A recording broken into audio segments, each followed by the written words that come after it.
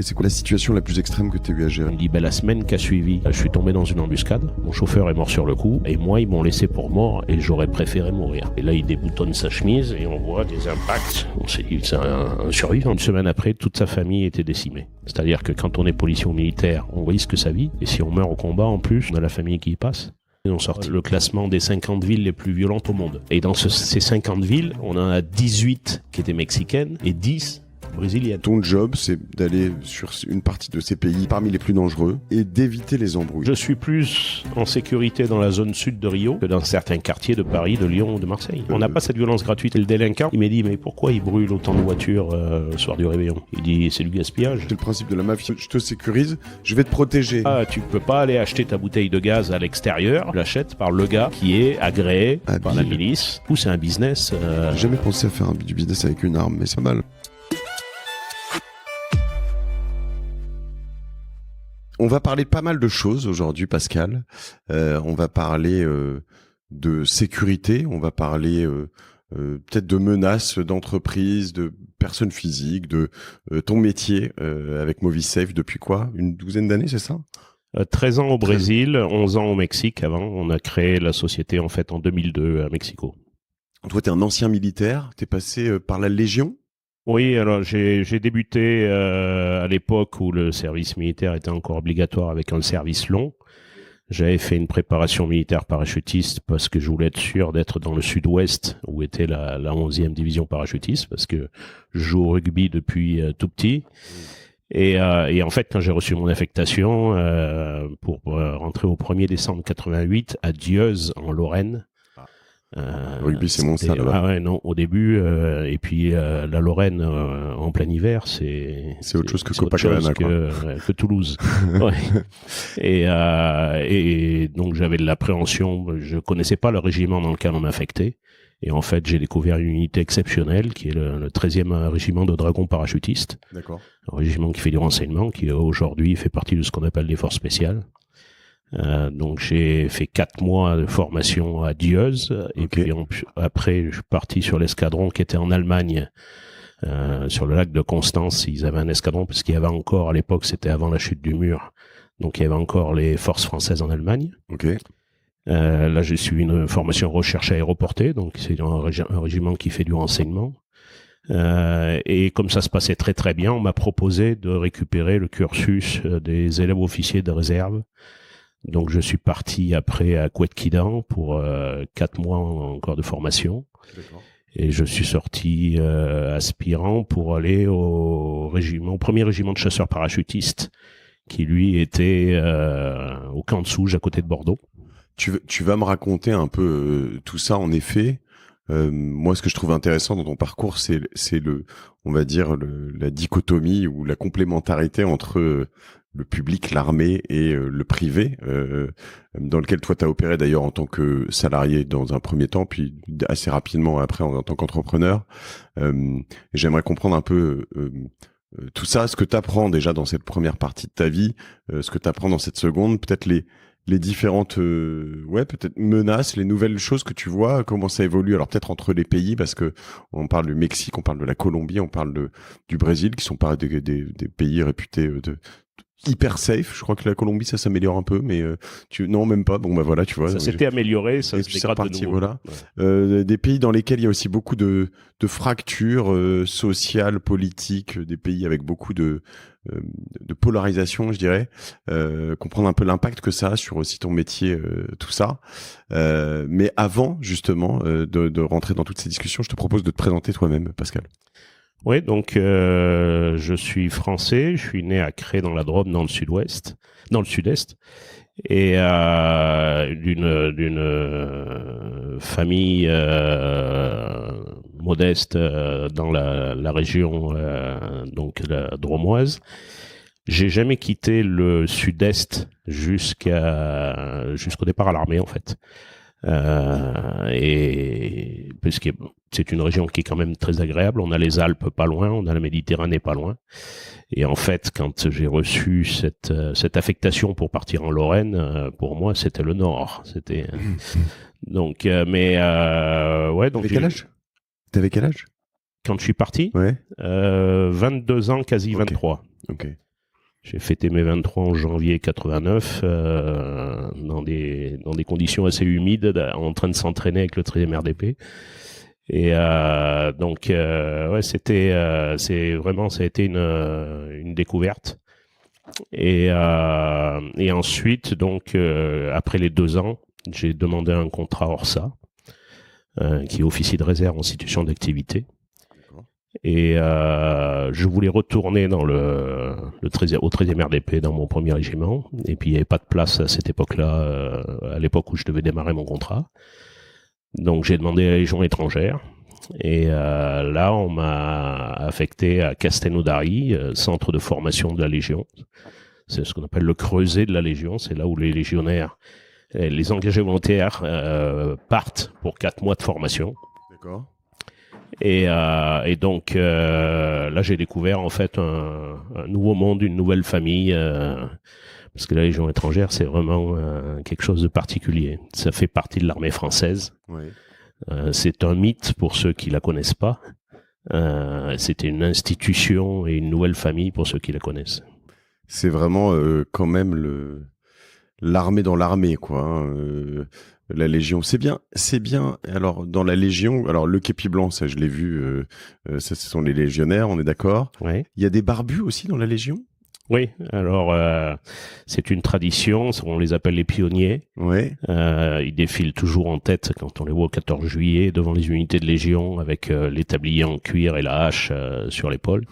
Et il y a cette tradition effectivement de porter la barbe quand on est chez les pionniers.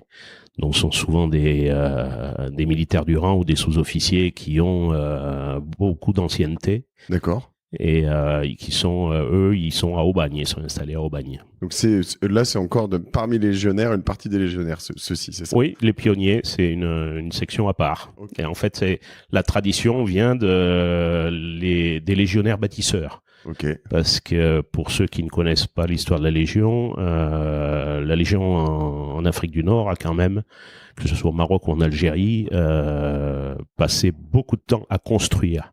Okay. Construire des routes, percer des montagnes pour faire des tunnels. Il fallait construire toutes les infrastructures qui n'existaient pas. Et les légionnaires, ils ont eu énormément de pertes au départ quand ils ont commencé ces travaux-là. Les conditions étaient terribles. Mais donc il y a cette tradition des légionnaires bâtisseurs qui construisent. Donc c'est l'héritage, la hache, le tablier en cuir, les pionniers, c'est qui ouvrent la marche à chaque fois, c'est une tradition. Et il marche avec un autre rythme aussi que les autres corps d'armée. Hein. Ça, c'est 120 pas minutes. Incroyable. 120 pas minutes, qui est un rythme plus lent. C'est pour ça qu'on les fait défiler en dernier, parce que normalement, je crois que c'est 88 pas minutes pour les autres unités. Donc la Légion a son rythme.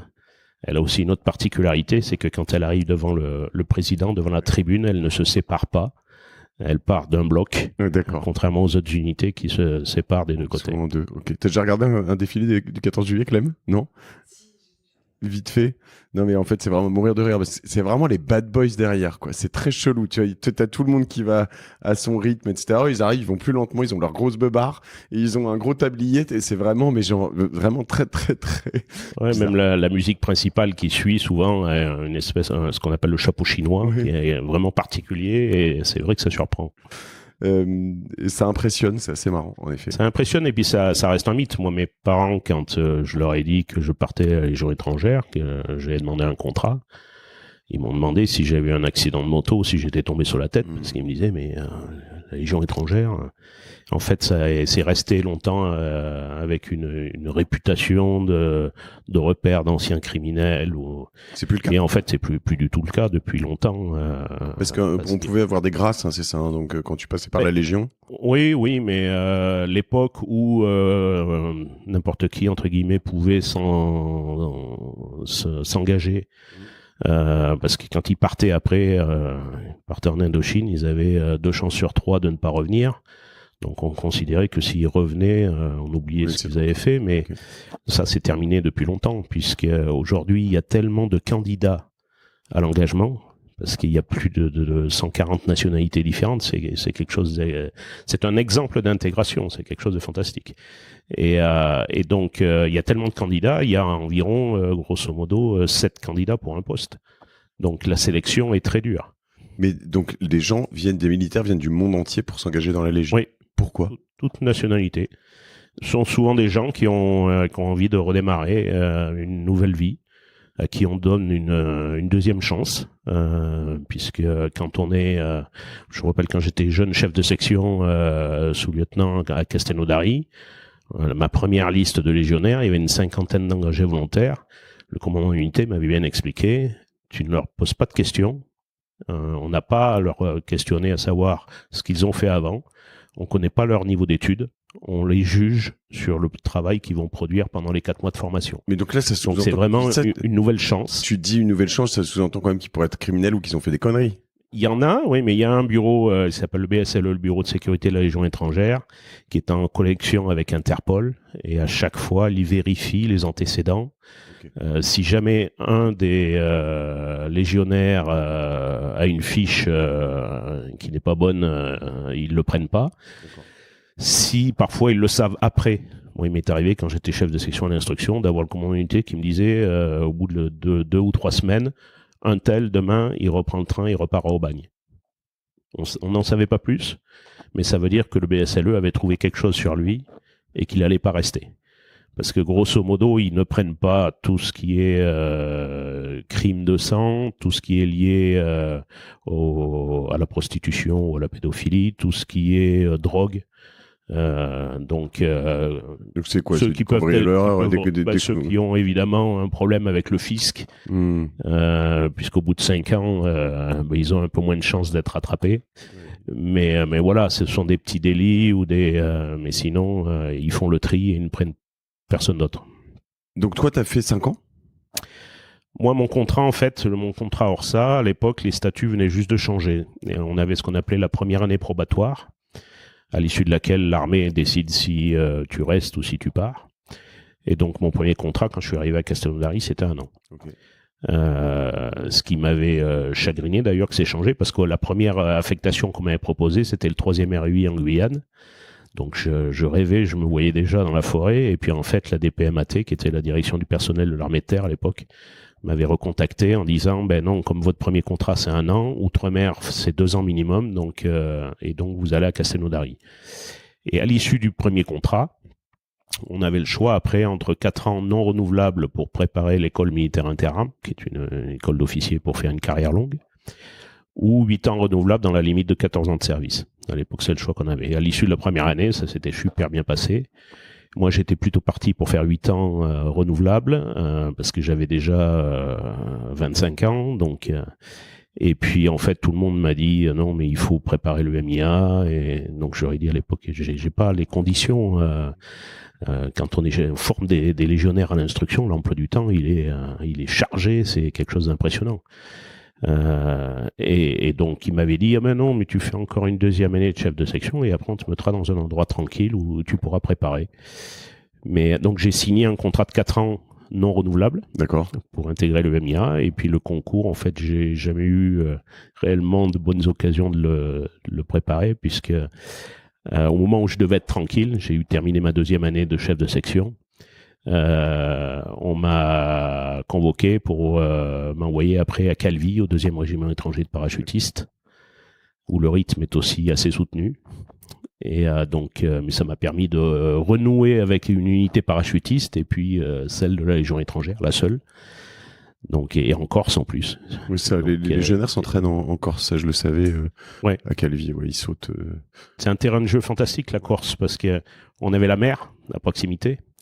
Et dans le régiment, il y a une compagnie qui est spécialisée en amphibie, la 3e compagnie. Et puis, il y a la zone de saut, l'aéroport juste à côté. Donc, et puis la montagne avec le GR20. Il y a toutes les conditions pour avoir des entraînements assez péchus. Oui. Mon père avait réceptionné comme ça un légionnaire un jour en tant que médecin qui s'était fracturé la cheville, je crois, à l'issue d'un saut en parachute. Et en Corse, quand il a dit... je sais pas si c'était un commandant, je sais pas quel gradé, en tout cas il a dit on va le ramener à la base. Je lui ai dit non, il y a 5 jours de marche derrière, on va les faire avec lui, mais il va aller au bout, parce que si tu te fractures la cheville en opération, tu rentres pas à la base, tu vois. Donc il avait été un peu séché. Je dis 5 jours, c'était peut-être 2, mais enfin c'était assez violent. Qu'est-ce qui t'a marqué le plus dans ces formations? T'es parti en opération, toi? Non, le fait que je sois en plus avec ce contrat pour préparer le MIA, donc du coup, quand il y a eu... c'est pas une période où on a eu beaucoup d'opérations. Après, ça s'est accéléré. En fait, sur la fin de mon contrat, il y a eu... le régiment est parti à Sarajevo. Okay. Mais comme moi j'étais censé préparer un concours, en fait à chaque fois je me retrouvais à rester sur la base arrière à Calvi. Donc non, j'ai pas eu cette chance parce que ce que j'allais dire, c'est un regret pour les militaires. Oui, bien sûr. Oui. On s'entraîne durement et donc c'est dans le but de partir en opération. Un peu comme si tu t'entraînais sans faire de compète, quoi. C'est un peu ça si t'es pour un sportif, ok. Et l'entraînement est bien entraînement, comme on dit souvent, entraînement difficile, guerre facile. Donc l'entraînement est bien poussé. Qu'est-ce qui est le plus difficile? La différence quand j'ai vu passer d'un régiment qui était déjà une unité parachutiste quand je suis arrivé à la Légion étrangère, en fait, on a encore une petite marche à franchir parce que physiquement c'est assez intense. Et puis il y a aussi la disponibilité, le fait que des légionnaires, ce sont des gens qui ont parfois tout abandonné pour recommencer une nouvelle vie. Et donc, ils n'ont pas la famille, ils n'ont pas d'amis au départ. Ils se font des amis après, ça s'appelle l'esprit de corps, ils deviennent des frères d'armes. Mais le chef de section doit être présent, même souvent les week-ends, pour la fête de Noël. La fête de Noël, c'est une tradition impressionnante dans les régiments de Légion. Le repas de Noël, le soir, c'est avec ses légionnaires. Donc, moi, j'étais célibataire, ça m'impactait pas trop sur la vie de famille, mais les jeunes camarades officiers qui étaient mariés, je veux dire, le soir de Noël, d'être avec les légionnaires, faut que les épouses soient bien préparées. Parce que...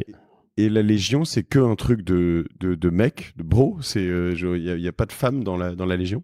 Alors, il n'y a pas de femmes. En fait, le texte date de 1831, Louis-Philippe. Il n'a pas changé au jour d'aujourd'hui. C'est toujours ce corps sera constitué uniquement d'étrangers. Donc, ce qui a une particularité, je vais en parler après sur les nationalités, mais il n'y a pas de femmes qui peuvent s'engager. Par contre, il y a des femmes qui servent à la Légion étrangère. Comme les officiers. Moi, j'ai pas commencé légionnaire, je suis pas képi blanc, je servais à la Légion. Et il y a des femmes militaires françaises qui servent à la Légion. On en trouve dans les états-majors, on en trouve dans à Calvi, on en avait à la section d'entretien des parachutes, à la CEP. Donc on trouve du personnel féminin militaire dans des régiments de Légion, mais ce ne sont pas des légionnaires. D'accord.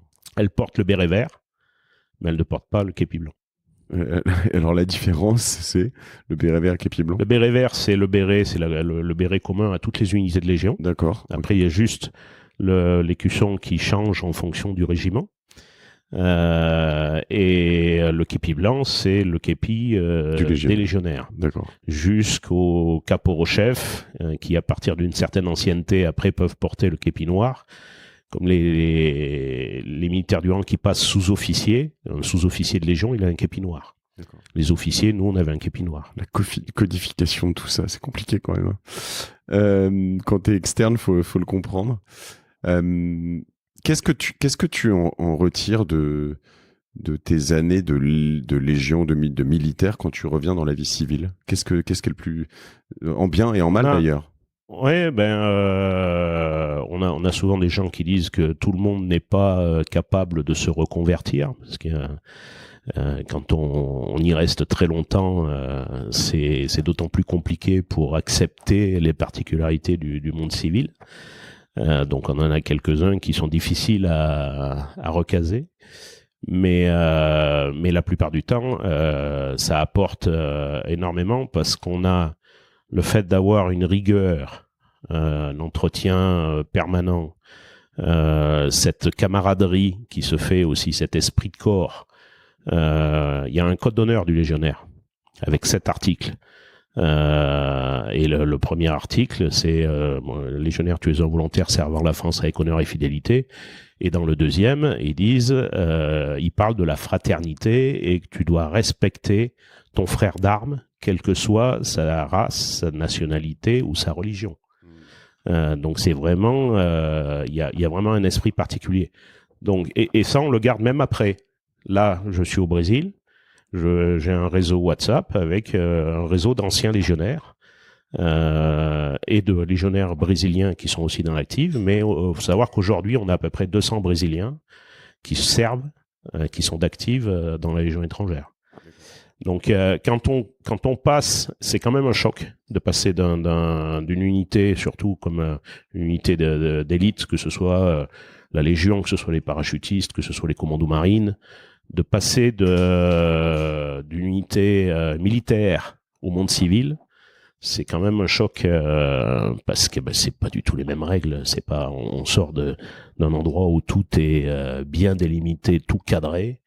Avec des règles, avec un monde où quasiment tout est permis, tous les coups sont permis, et donc faut s'adapter. Vous êtes plus d'1 million par mois à regarder mes vidéos. 90% d'entre vous n'êtes pas abonnés. Alors je vais vous demander un truc. Parce qu'après 8 ans de Génération du Yourself, ce projet, c'est le projet de ma vie. Toutes les semaines, avec mon équipe, on s'arrache pour trouver les meilleurs invités, pour t'inspirer et pour tirer le plus d'apprentissage possible. Pourquoi ?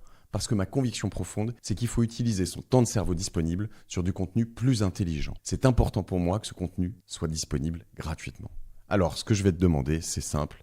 Abonne-toi. Pour toi, c'est juste un clic. Pour nous, ça change absolument tout. Plus on a d'abonnés ici, meilleurs seront les contenus, les invités, les productions et donc la valeur qu'on t'apportera. C'est maintenant. Do it. Et toi, t'as quitté l'armée à quel âge ? J'ai quitté l'armée, j'avais juste avant mes 30 ans. Ok, donc tu as fait au total... J'ai fait 7 ans. Ouais, ok. 7 ans, ouais, à la fois c'est long. Pourquoi t'es parti ? Parce que mon contrat n'était pas renouvelable. C'était le contrat ça, non renouvelable. Mais ça veut dire que tu peux pas aller dans une autre Après, si j'avais d'accord. possibilité de continuer dans la gendarmerie ou... Mais après ce que j'avais vécu, j'étais pas intéressé. Et puis j'étais célibataire, pas de charge familiale, donc j'allais pas rester militaire uniquement pour le statut de militaire. Fallait que j'ai quelque chose quand même qui m'intéresse derrière. Et j'étais en contact à l'époque avec pas mal d'anciens officiers ou sous-officiers de Légion qui travaillaient pour des boîtes privées en Afrique. Et parce qu'il y a quand même un réseau des anciens légionnaires, qu'ils soient officiers ou sous-officiers. Qui est prisé en fait, qui est recherché par. Ouais. Quel type de boîte cherchent les anciens légionnaires et pourquoi ? Des anciens légionnaires ou des anciens cadres de l'armée. C'est la discipline, la rigueur, c'est des valeurs, la fidélité, donc qui font que sont des gens qui vont être opérationnels, on peut dire tout de suite, qui ne vont pas aussi paniquer dès qu'on a une situation de crise. C'est quelque chose quand même d'assez important. On le voit notamment, il y a beaucoup de grands groupes aujourd'hui recrutent des anciens généraux, des anciens officiers supérieurs, parce qu'ils ont à la fois le réseau, quand ils ont travaillé avec certaines unités, certains ministères, mais ils ont aussi cette capacité, cette expérience. D'abord, les généraux ont fait l'école de guerre, et cette capacité de garder son sang-froid quand il y a une situation de crise. Et pour les entreprises, quand on a un responsable sûreté, c'est quand même un paramètre important. Donc, on reste principalement pour les anciens militaires ou légionnaires, mais autour de missions de sécurité, de sûreté, où il y en a qui vont vraiment même sur des postes de management. Il y a de tout. Okay. Il y a de tout, et puis il y a même il y a d'anciens légionnaires. Il y a d'ailleurs j'ai un ami, un ancien sous-officier de Légion qui a créé une petite association qui s'appelle Légiopreneurs, en fait légionnaires entrepreneurs. Donc Sacha Kunkel, qui est à Monaco, qui a monté sa société de conseil en sécurité aussi, avec qui je travaille quand il a des clients qui viennent en Amérique latine. Et dans cette association, en fait, elle aide des anciens légionnaires à créer leur entreprise. Donc, parce que le monde de l'entreprise, c'est vraiment quelque chose de particulier. Tu m'étonnes, oui. Mais c'est ce que je me dis, c'est que à la fois, comme tu le dis, les qualités du militaire, du légionnaire dans une entreprise, rigueur, organisation, j'imagine, et puis tout ce que tu décrivais tout à l'heure, finalement, C'est intéressant, mais ça peut aussi faire très rigide. Je veux dire, dans des entreprises où ça doit pouvoir faire peur. C'est-à-dire que ça peut faire peur. Du côté du militaire ou de l'ancien militaire, il doit se dire mais c'est quoi ces gens qui sont totalement relax là un peu sur tout. Enfin, c'est des désorganisations totales. Et à l'inverse, on doit avoir des gens qui doivent la regarder en se disant eh oh calme-toi, hein, ici c'est pas l'armée quoi, non? Ah ouais, c'est moi quand j'ai quitté le deuxième rep, je sachais que j'allais partir travailler comme conseiller sécurité à l'étranger. Donc déjà, il fallait que je me mette à un niveau au niveau de l'anglais. Parce que en anglais, en tant que militaire, on travaille un peu avec les procédures OTAN, mais ça reste assez limité. Donc je suis parti en stage de langue intensif pour me remettre au niveau en anglais. Et puis, j'ai fait un stage de 4 mois en formation en protection rapprochée pour voir ce que c'est justement que la sécurité dans le privé. D'accord. Parce qu'on n'a pas du tout la même mission quand on est militaire. On porte des armes au service de la France. L'engagement du feu se fait dans des règles bien particulières. Quand on est dans le monde civil, en protection rapprochée, c'est complètement autre chose. Donc, du coup, cette formation de 4 mois m'a donné des bases pour voir ce que c'est que le business dans le privé. Et après, je suis parti travailler, j'ai été recruté par un cabinet de conseil en sécurité, en sûreté-sécurité qui était à Paris, qui était dirigé par un ancien grand policier, Charles Pellegrini. Ok, oui. Et qui est devenu mon père spirituel au niveau du boulot, et Charles m'a fait confiance, m'a envoyé sur une mission au début à Arzeu dans le nord-ouest de l'Algérie, à côté d'Oran.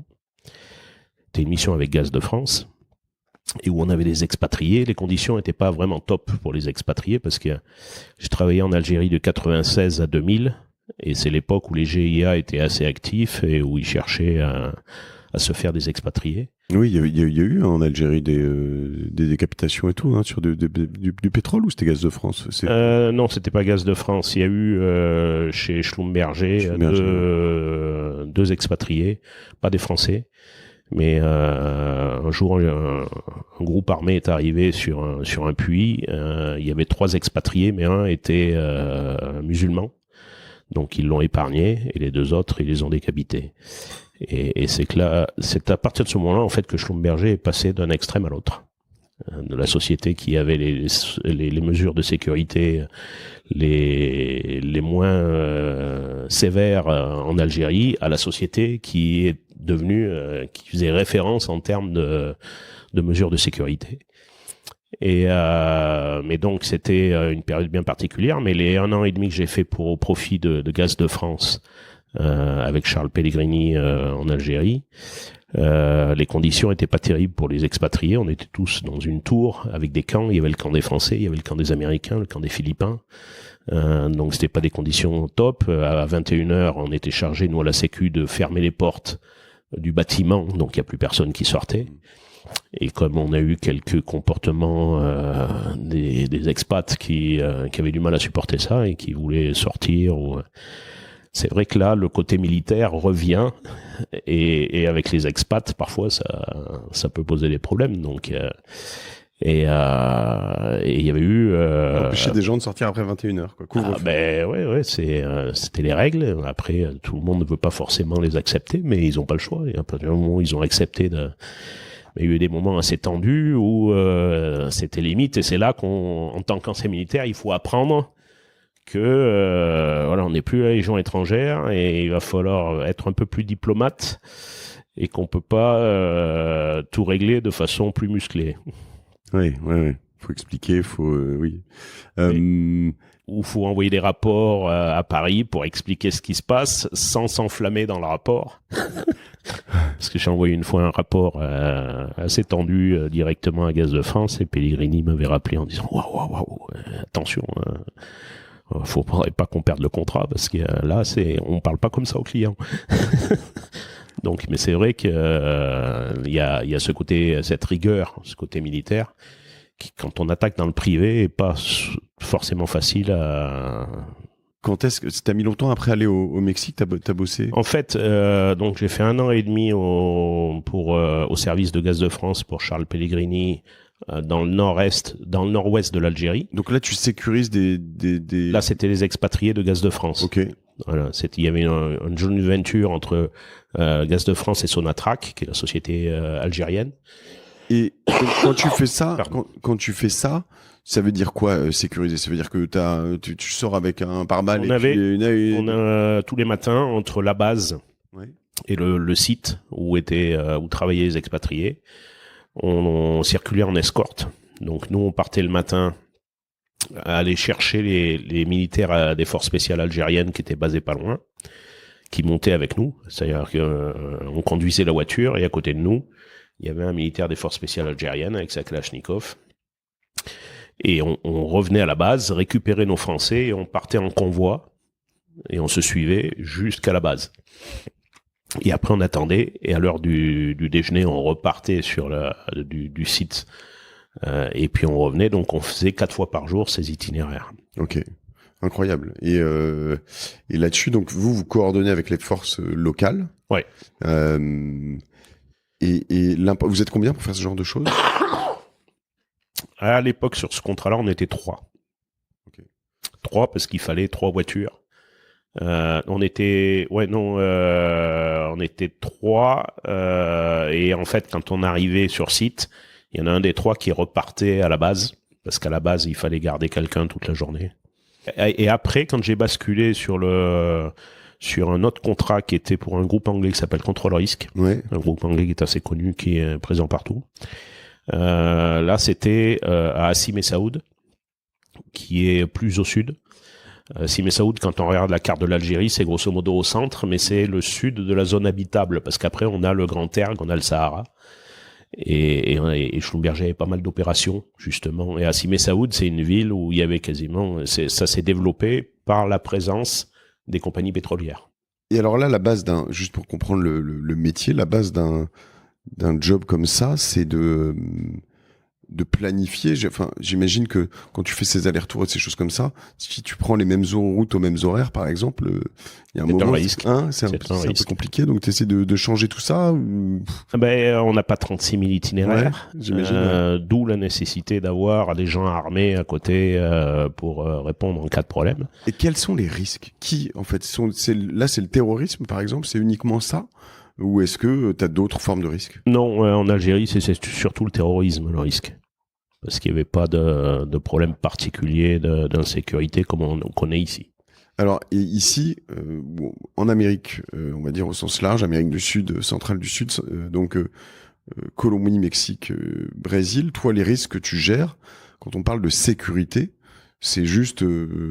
des factions armées, des mafias, des gens comme ça, ou c'est de temps en temps d'autres choses?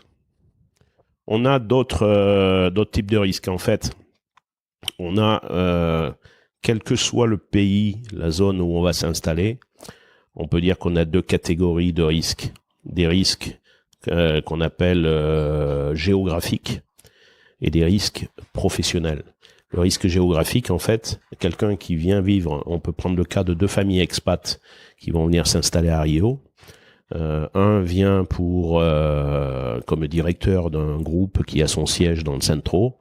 Tous les jours, il ou elle va faire les trajets ils vont vivre dans la zone sud qui est assez sécurisée. Ils vont aller dans le centro qui est aussi dans la journée sécurisé. Ils vont faire les allers-retours et ils restent dans le bureau. Donc cette famille-là, le risque géographique est faible. Parce que dans les lieux qu'ils fréquentent, il n'y a pas une criminalité importante.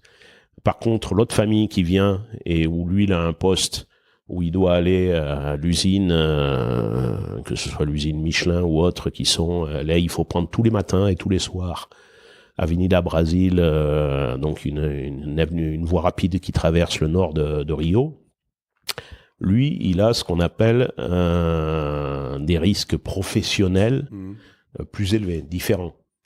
Donc les deux ont des risques, les 2 expats qui travaillent pour des sociétés différentes ou à des postes différents ont des risques professionnels différents. Par contre, s'ils vivent les 2 familles sur Copacabana ou Ipanema, le risque géographique est le même.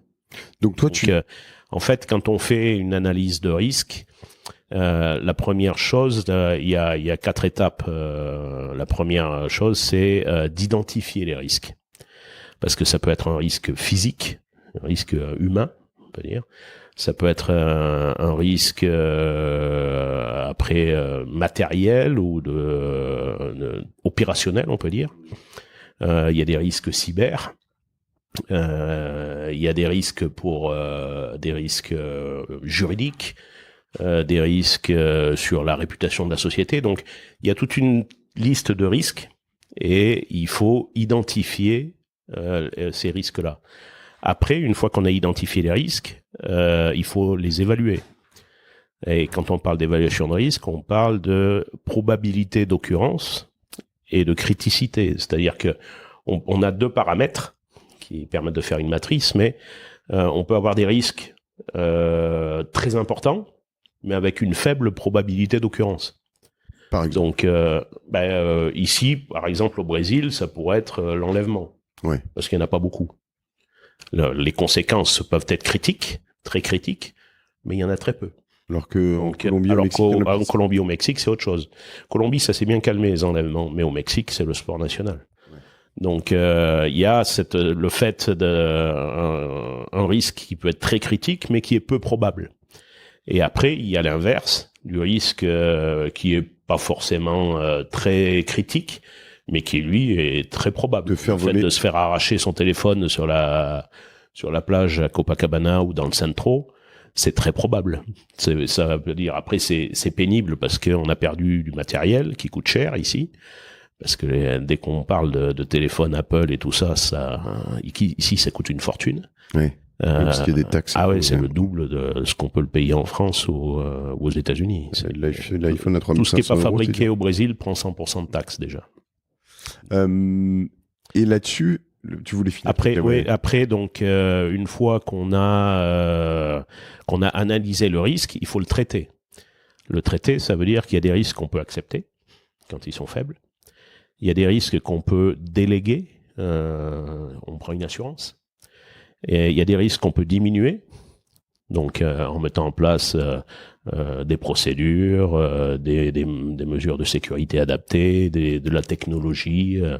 Et puis, il y a des risques, parfois, qui sont, on arrête le business ou on fait pas parce que le risque est trop important ou financièrement, il est pas intéressant. Monter un bureau à Kaboul en ce moment, par exemple. Par exemple. Oui. Mais on a eu, nous, à Mexico, des cas. Mexico, c'est le seul pays où on a été amené à refuser des contrats. Parce que quand le client venait nous voir en disant « j'ai tel et tel problème », quand on commençait à gratter un peu, il dit « non, désolé, c'est le cartel du Golfe qui est en face. Donc nous, on n'y peut rien. » Parce que si l'armée mexicaine ou la police fédérale n'est pas capable de traiter le problème, c'est pas une société privée qui va le faire. Ouais. Donc le Mexique, c'est compliqué. En fait, quand on veut faire une comparaison rapide entre le Mexique et le Brésil, on a plus de chances de se faire dépouiller au coin de la rue, de perdre sa montre, son portefeuille ou son téléphone au coin de la rue au Brésil qu'au Mexique. Mais on a plus de chances de perdre un membre de sa famille ou son business au Mexique qu'au Brésil. Parce qu'au Mexique, c'est des cartels. Quand on a affaire à des cartels, c'est fichu. Ouais. Donc, et puis le Mexique reste un pays en termes d'enlèvement où c'est un vrai business. Ça concerne pas trop les étrangers. C'est surtout les Mexicains. Maintenant, plus les Mexicains très fortunés parce qu'ils ont tous des voitures blindées, des gardes du corps et ils sont très bien protégés. Donc maintenant, ceux qui sont victimes souvent des séquestros, ce sont la classe qui est aisée, on peut dire, qui gagnent bien leur vie, des professions libérales, mais qui n'ont pas les moyens non plus de se payer une voiture blindée et des gardes du corps. Donc eux, ce sont la cible des enlèvements. Je pense à une question qui va venir juste après. Prosegur, ça vient d'ici ou c'est portugais? Prosegur, c'est espagnol à la base. Okay. Mais ils sont très présents ici. Oui, je les ai vus beaucoup ici. Transport de fonds, notamment. Mais parce que je me disais, finalement, en bossant beaucoup ici, vous avez un avantage, enfin, dans ces 3 pays dont tu parles. Là, il y a, ça a juste changé parce que je crois que ici, c'est Prosegur et là-bas, c'est Segur Pro ou l'inverse. Mais il y a des compagnies comme ça, comme G4S, qui sont présentes dans le monde entier, qui rachètent Quand elles arrivent, elles rachètent directement des petites sociétés de sécurité. Ouais. Et après, ils travaillent directement via ces sociétés qui sont déjà installées, qui ont déjà de la clientèle, et voilà. Après, ces sociétés-là, c'est pas forcément des gages de qualité. Nous, quand on est chargé d'aider un client à analyser la meilleure offre, ça dépend de la ville, ça dépend du quartier. Mais c'est pas forcément la plus grosse société qui va être intéressante au niveau tarif, parce qu'ils tirent des tarifs, ils jouent sur le nombre et ils tirent des tarifs bas. Mais quand on regarde, après, au niveau de la qualité de service, c'est pas forcément top. Mais toi, donc ton job, c'est d'avoir, j'ai une société qui vient s'installer ici, par exemple, c'est peut-être un de tes jobs. J'ai besoin de sécuriser les collaborateurs et d'être certain que eux, leur famille soient en sécurité, et que ne serait-ce que même d'un point de vue cynique, pour moi c'est quand même important, parce que je les envoie ici, ils ont une valeur, s'ils partent de la boîte, je les perds, puis voilà. Et donc toi, tu vas accompagner ces boîtes-là pour faire en sorte que tout ça se passe bien, ou au mieux possible. Ouais, tout à fait. En fait, surtout avec depuis quelques années, les groupes français maintenant sont plus sensibilisés. Parce que pendant longtemps, on a eu une grosse différence entre les groupes anglophones et les groupes français. Les groupes anglophones ont intégré depuis très longtemps la security dans leur business.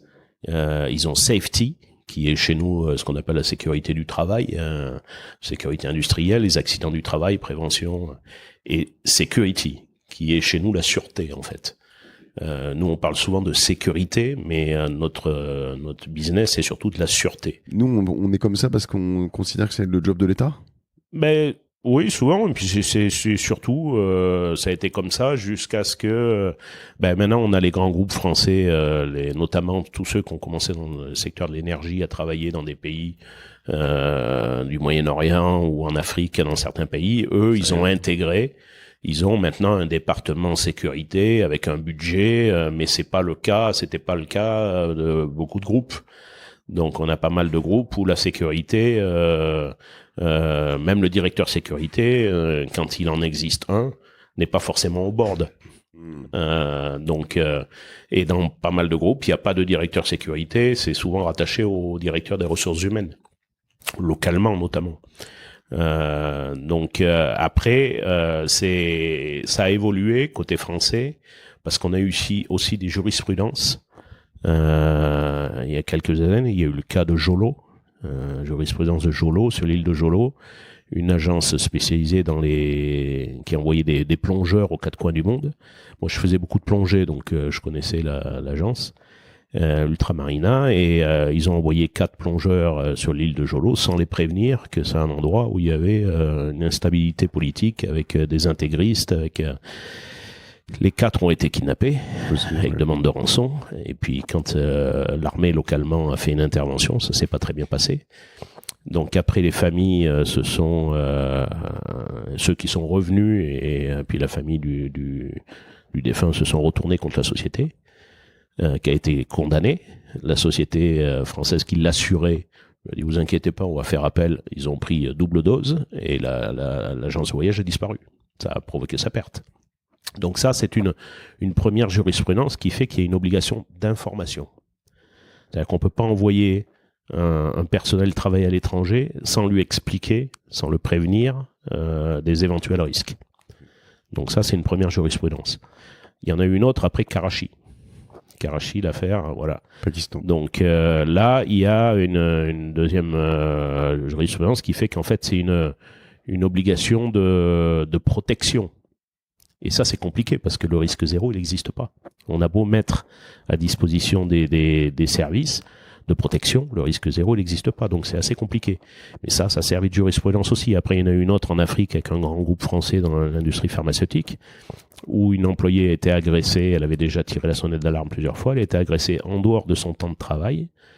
La société a dit, non, elle n'était pas sur son lieu de travail, elle pensait s'en sortir comme ça. Elle était lourdement condamnée aussi en France, parce que à partir du moment où on envoie un expatrié travailler à l'étranger, on est responsable de sa sécurité du début à la fin. Donc du coup, après ça a influencé, et il y a pas mal de groupes français aujourd'hui, quand ils envoient du personnel à l'étranger, d'abord il y a un briefing, ça commence par un briefing de sensibilisation, qui peut avoir lieu souvent en France avant de partir, mais le mieux, c'est qu'il y en ait surtout un localement par un expert local pour leur expliquer exactement comment ça se passe. C'est ce qu'on fait, nous, avec les familles qui arrivent. Et après, il y a l'audit du domicile. Ils ne peuvent pas s'installer n'importe où. Il y a des risques, comme je disais tout à l'heure, le risque géographique qui est lié à la criminalité dans le quartier. Et après, il y a éventuellement, ça dépend du niveau. Si ça se justifie, il peut y avoir véhicule blindé avec chauffeur, ce qui n'est pas souvent le cas. Mais il y a la hotline. C'est un service très utile, important. C'est de mettre à disposition de ses employés un numéro qu'ils peuvent appeler 24 heures sur 24, 7 jours sur 7, avec des gens qui vont leur répondre dans leur langue ou en anglais. Donc là, dans notre cas, nous, c'est portugais, anglais ou français, pour les aider à régler un problème. Parce que quand tu vis dans ton pays, si t'arrive un problème, tu sais qui appeler. Ouais. Tu as des amis, tu as de la famille, tu sais comment fonctionne la police, je veux dire, t'es pas perdu. Quand tu arrives comme expatrié dans une ville où tu connais personne, t'as un problème, tu demandes à qui? T'as pas de famille, t'as pas d'amis au départ. La police, tu sais pas comment il faut traiter avec. Si c'est une urgence médicale, tu sais pas forcément où est l'hôpital le plus proche. Donc, dans les briefings, on explique tout ça et on met à disposition la hotline. Donc toi, où les gens peuvent appeler. Donc nous, on a un bureau où ça fonctionne 24 heures sur 24, 7 jours sur 7. Et la hotline, je sais pas, ça appelle tous les jours? Non, c'est pas... Le dernier appel de la hotline, tu te souviens? Oui, c'était il y a 3 jours, on en a eu un. Ouais.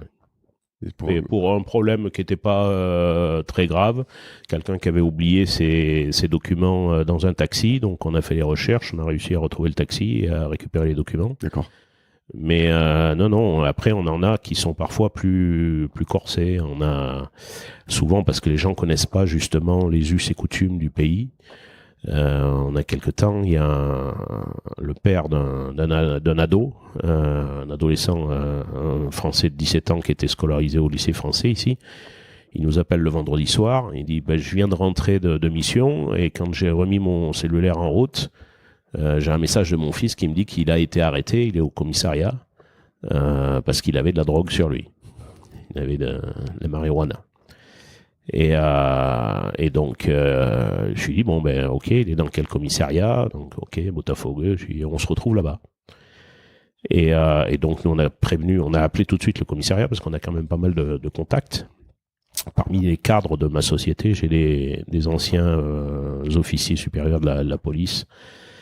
Et on a un bon réseau et donc il nous explique mais les jeunes ils sont en train de déclarer qu'en fait parce qu'ils ont été arrêtés, ils avaient un petit sachet avec de l'herbe, ils étaient en train de fumer le pétard sur la terre de Flamengo tranquille et la patrouille qui les a arrêtés, ils ont trouvé qu'il y avait un sachet. Et ils avaient tellement peur les gamins de la réaction des parents qu'en fait ils ont commencé à dire aux policiers que c'était pas eux, que quelqu'un au lycée français leur avait donné, les avait payé 100 reais pour qu'ils transmettent ce les gamins, ils comprennent pas que le statut change. Ouais, tu passes de consommateur à ils sont dealers. Donc, du coup, quand on est arrivé au commissariat, on a expliqué rapidement la situation. Il y avait un autre père, parce que les gamins étaient 2. L'autre, c'était pas notre client, mais les 2 pères étaient là. On leur a dit, laissez-nous parler à vos gosses, qu'on leur explique. Parce que pour l'instant, la police, ils ont rien saisi. Mais il faut qu'ils changent leur version, parce que sinon, ils vont pas forcément ressortir ce soir. Et donc, on est allé parler aux gamins, on leur a expliqué, ils ont bien compris. J'ai dit, maintenant, vous avez fait une connerie, vous assumez avec vos parents, et puis, mais changez votre version, parce que si vous restez, vous êtes dealer, vous n'êtes pas consommateur. Donc, ça change tout. Et ça, dans les pays, quand on ne sait pas comment traiter, quand on est jeune et qu'on ne connaît pas forcément les lois, là, l'utilité de la hotline, c'est important. Tu as géré des prises d'otages?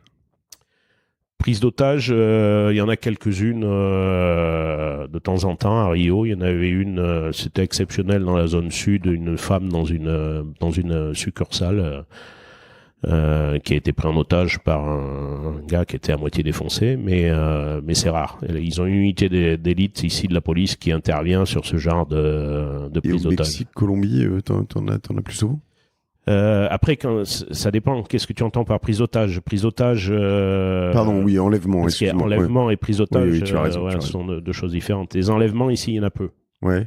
Il y a ce qu'on appelle l'enlèvement express. C'est-à-dire que quand tu te fais braquer, s'ils trouvent une carte de crédit, ils peuvent te retenir, ils vont faire le tour des distributeurs et retirer un maximum d'argent, parce qu'évidemment, sous la menace de l'arme, ils vont demander le code de la carte, et ils vont éventuellement faire des achats. On est d'accord, tu le donnes. Ils ont fini, ils relâchent. Il est rare ici qu'il y ait des enlèvements pour demande de rançon. Il y a parfois des enlèvements virtuels, c'est-à-dire des gens qui reçoivent on tient votre fils ou on tient, alors que c'est pas vrai. Mais c'est vrai que si on a un fils et qu'on n'est pas tout de suite dans la capacité de vérifier où il est, on passe un mauvais moment. Mais par contre, au Mexique, c'est un business. Et c'est quoi on va dire la situation la plus extrême que tu as eu à gérer depuis que tu es ici? Ici ou au Mexique? Parce que le pire, c'était le Mexique. Ouais, au Mexique. Le pire au Mexique, alors il y a des situations, une situation qui m'a touché, ce que j'ai pas eu à gérer, mais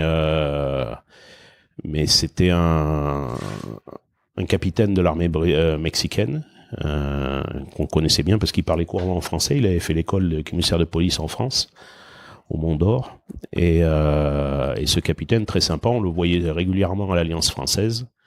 Et un jour, plus de nouvelles. José Luis, il répond plus, il disparaît. Et 6 mois après, il nous rappelle, et puis il dit, j'aimerais vous voir, on peut se voir à l'Alliance française, parce que je voudrais vous dire adieu, demain je quitte le pays. Je dis bon. Et donc, on est allé le voir, et donc on est allé à l'Alliance française. Merci. Et là, quand on l'a vu rentrer, au début, on a failli pas le reconnaître parce qu'il avait perdu énormément de poids. Et il était livide. Et donc, j'étais avec mon associé à Mexico, qui est aussi un ancien militaire français. Et on lui demande, mais qu'est-ce qui se passe? Et là, il nous explique. Et il dit, vous vous rappelez, il y a 6 mois, l'arrestation du chef narco là sur tel barrage, c'était avec mon équipe. Et il dit qu'on m'en a refusé d'encaisser parce que les patrons souvent narcos se baladent avec des valises de billets, une grosse somme pour acheter les flics. Et puis pouvoir continuer à circuler. Lui, il avait dit non, et le gars, effectivement, avait été arrêté. Et il me dit, la semaine qui a suivi, je suis tombé dans une embuscade, il était avec son chauffeur. Mon chauffeur est mort sur le coup, et moi, ils m'ont laissé pour mort, et j'aurais préféré mourir. Donc, on comprend pas. Et là, il déboutonne sa chemise, et on voit des impacts. On s'est dit, c'est un survivant, le gars, on comprend pas comment. Et il m'a dit, j'ai fait 4 mois de coma. Donc, il était maintenu en vie, il a survécu, mais au bout de 4 mois, il sort du coma. Et là, son épouse voulait plus lui parler, parce qu'en fait, les narcotrafiquants, pour se venger, ont tué ses 2 enfants. Ah bah, d'accord. Donc sa femme était devenue à moitié folle, et lui, il a dit, moi je quitte le pays, j'ai de la famille aux États-Unis, je pars et je reviendrai plus. Donc c'est dramatique, et ça, la politique de la violence au Mexique, c'est quelque chose d'affreux, et ça fonctionne bien.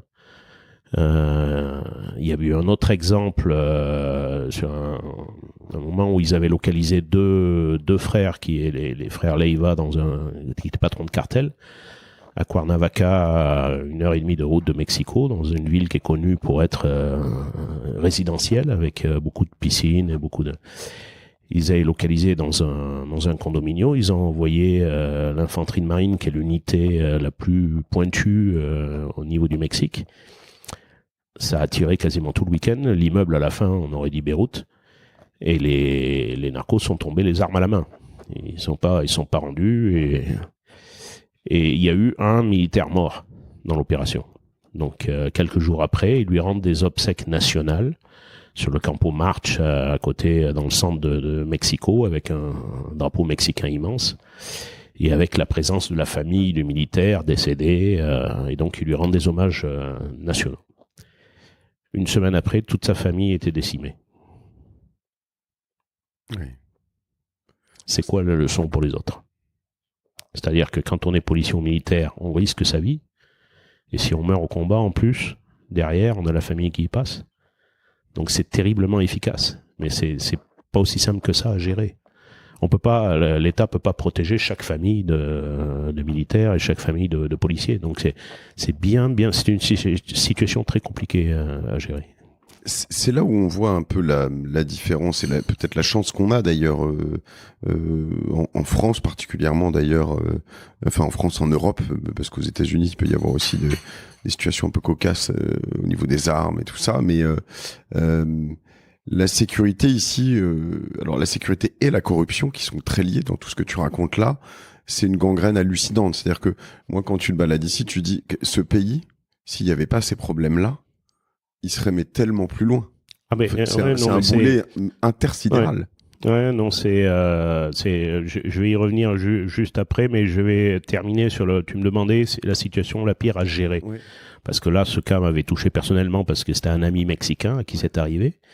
Et c'était horrible. Mais après, la situation la plus compliquée que j'ai eu à gérer, quand un jour je travaillais j'étais encore avec le contrat avec Charles Pellegrini et on avait comme client Gaz de France et EDF. EDF, à l'époque, construisait des centrales thermoélectriques dans le nord du pays. Et un jour, je travaillais, moi, mon temps partagé entre Gaz de France et EDF. J'étais le conseiller sécurité des deux sociétés. Alors, on est revenu en Algérie ou c'est non, au Mexique. Au Mexique, ok. Mexique. Ouais. Et donc, un jour, j'ai le directeur d'une des centrales qui m'appelle et puis qui me dit, bon, on a un problème, on a des narcos en poste devant chaque domicile d'expat.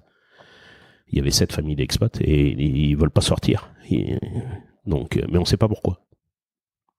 Et les narcos dans ces zones-là, quand ils décident d'être les patrons, ils sont les patrons. Donc, du coup, est-ce que tu peux venir? Donc là, on prend l'avion de Mexico City jusque dans le nord. Et puis, je fais le tour des 7 domiciles. Je les connaissais parce que j'avais fait les audits de sécurité des domiciles. Je discute avec les 7 familles. Personne comprenait pourquoi. Pourquoi les narcos étaient bien, mais avec les armes et tout, devant le domicile, ils attendaient. Donc, au bout d'un moment, je peux pas reprendre l'avion et dire aux clients, débrouillez-vous. Je sais pas. Je sais pas. Donc là, il faut aller au contact. Et là, c'est déjà un peu plus sérieux. Donc, je vais voir un des narcos et puis lui expliquer, je suis responsable sûreté, on n'a jamais eu de problème avec vous. Donc, qu'est-ce qui se passe? Et là, donc, il appelle à la radio et puis il me dit, moi, je peux pas t'expliquer, mais le patron va t'expliquer. Monte. Et là, tu montes à l'arrière du pick-up, ils te mettent une cagoule sur la tête et ça commence à rouler. Et là, tu te dis, je suis pas assez bien payé pour ce que je fais. Comment ça va se terminer? Et tu arrives au début, tu commences à compter. Alors, j'ai fait un virage à droite. Au bout de 15 minutes, tu sais plus du tout où tu es. Et donc après, quand le moteur s'arrête et quand t'enlèves le truc, t'es dans un film, t'es dans une hacienda avec des mecs en armes de tous les côtés. Et là, tu dis waouh. Et tu rentres dans une grande salle. Et quand tu arrives devant le patron, là, c'est le réflexe tout con d'avoir eu des films pendant. J'ai vérifié s'il n'y a pas une bâche plastique au sol. Ça va pas se passer là. J'ai encore une chance de m'expliquer. Mais donc je lui dis, on comprend pas. Et il me dit, je cherche un tel. Et moi je lui dis non, il est pas dans mes expats. Si, il travaille sur le chantier de la centrale. Je lui dis non, il est pas dans mes expats. Je lui dis, je peux passer un coup de fil? Il me dit, ouais. J'appelle le patron de la centrale, je lui dis, un tel, il est chez nous? Il me dit, ouais. Je lui dis, mais il est où? Il me dit, mais il est reparti il y a 2 jours, c'est un ouvrier qui venait pour un travail bien particulier, parce que souvent sur des trucs très pointus, de la soudure, ils trouvent pas la ressource localement, donc ils font venir des missionnaires. Et nous, par expérience, c'est avec les missionnaires qu'on a le plus de problèmes. Parce qu'un expatrié, quand il a fini sa journée de travail, il rentre et il y a la famille. Le missionnaire, lui, au bout de quelques jours, au début il est à fond dans le boulot, puis au bout de quelques jours il est tout seul, il se fait chier le soir, il dit je vais aller voir ce qui se passe le soir. Des coups, il joue, et dans ces zones-là, il y a beaucoup de cabarets, de stripteaseuses, donc voilà. Et donc le gars est sorti et je lui dis mais qu'est-ce qu'il a fait? Parce qu'après donc quand je dis effectivement il est chez nous, mais c'est pas un expat. Et je lui dis, qu'est-ce qu'il a fait? Il me dit, il a touché la fille qu'il fallait pas. Je lui dis, mais vous l'accusez de l'avoir violée? Non, c'est... Et en fait, le gars était sorti et puis il avait séduit une des serveuses qui était en fait dans le collimateur du patron local, du narco local, et le gars il cherchait cet expat, cet étranger, et donc je lui dis là il est reparti. T'es sûr? Ouais, il est reparti, il a repris l'avion, il est parti. Il me dit ok, si jamais il revient. Et puis il me fait le signe, il me dit cravate colombienne. Cravate colombienne, en fait, là-bas, c'est en Amérique latine. Ils égorgent le gars, ils lui découpent les parties et ils font une cravate avec. Donc c'est local, c'est latin, mais donc c'est sympathique. Et je lui dis non, mais c'est bon, il reviendra pas. Et je lui dis donc pour les expats, il me dit bon, mais c'est bon, on va lever le dispositif. Il me dit mes gars vont te ramener où ils t'ont pris. Donc je recommence à sortir et puis là, avant que j'arrive à la sortie, au fait, j'y étais presque. Et là, il me dit, si le gars il revient, ça veut dire que soit t'as mal passé le message, soit tu me prends pour un con. Donc toi aussi, cravate colombienne. Donc je dis, c'est bon, j'ai bien compris. Ils m'ont ramené, je suis parti comme une balle dans le bureau du patron de la centrale et je lui ai dit, il doit revenir le gars. Il me dit, ouais, normalement. On va envoyer un petit mail là, à Paris. Ce gars-là, il met plus les pieds au Mexique. Je dis parce que s'il met les pieds au Mexique, il est mort. Je lui dis et moi, si vous le faites revenir, veuillez m'informer avant parce qu'avec ma famille, je quitte le pays. Parce que là, quand on tape avec des narcos, il n'y a pas de. C'est-à-dire qu'ils peuvent même savoir limite quand ils rentrent, quoi. Enfin... ouais. Ok. Mais voilà, ça c'était la situation la plus désagréable que j'ai eu à gérer en Amérique latine. Ouais. Et ce qui est marrant, c'est que c'est donc toujours un peu beaucoup de prévention, beaucoup de compréhension du terrain, de compréhension des voilà, parce que le gars, il avait pas fait, il a tué personne, il a pas commis de crime. Mais voilà, ce sont des pays où il faut faire attention où on met les pieds, on peut pas faire n'importe quoi. Des codes qui sont pas les nôtres, qui sont d'ailleurs même pas ceux forcément du pays. Il y a eu, moi je les connaissais pas, on a été en contact avec la famille, mais il y a 2 ans, des jeunes Français qui étaient venus faire la fête un peu à Rio, des fils de bonne famille.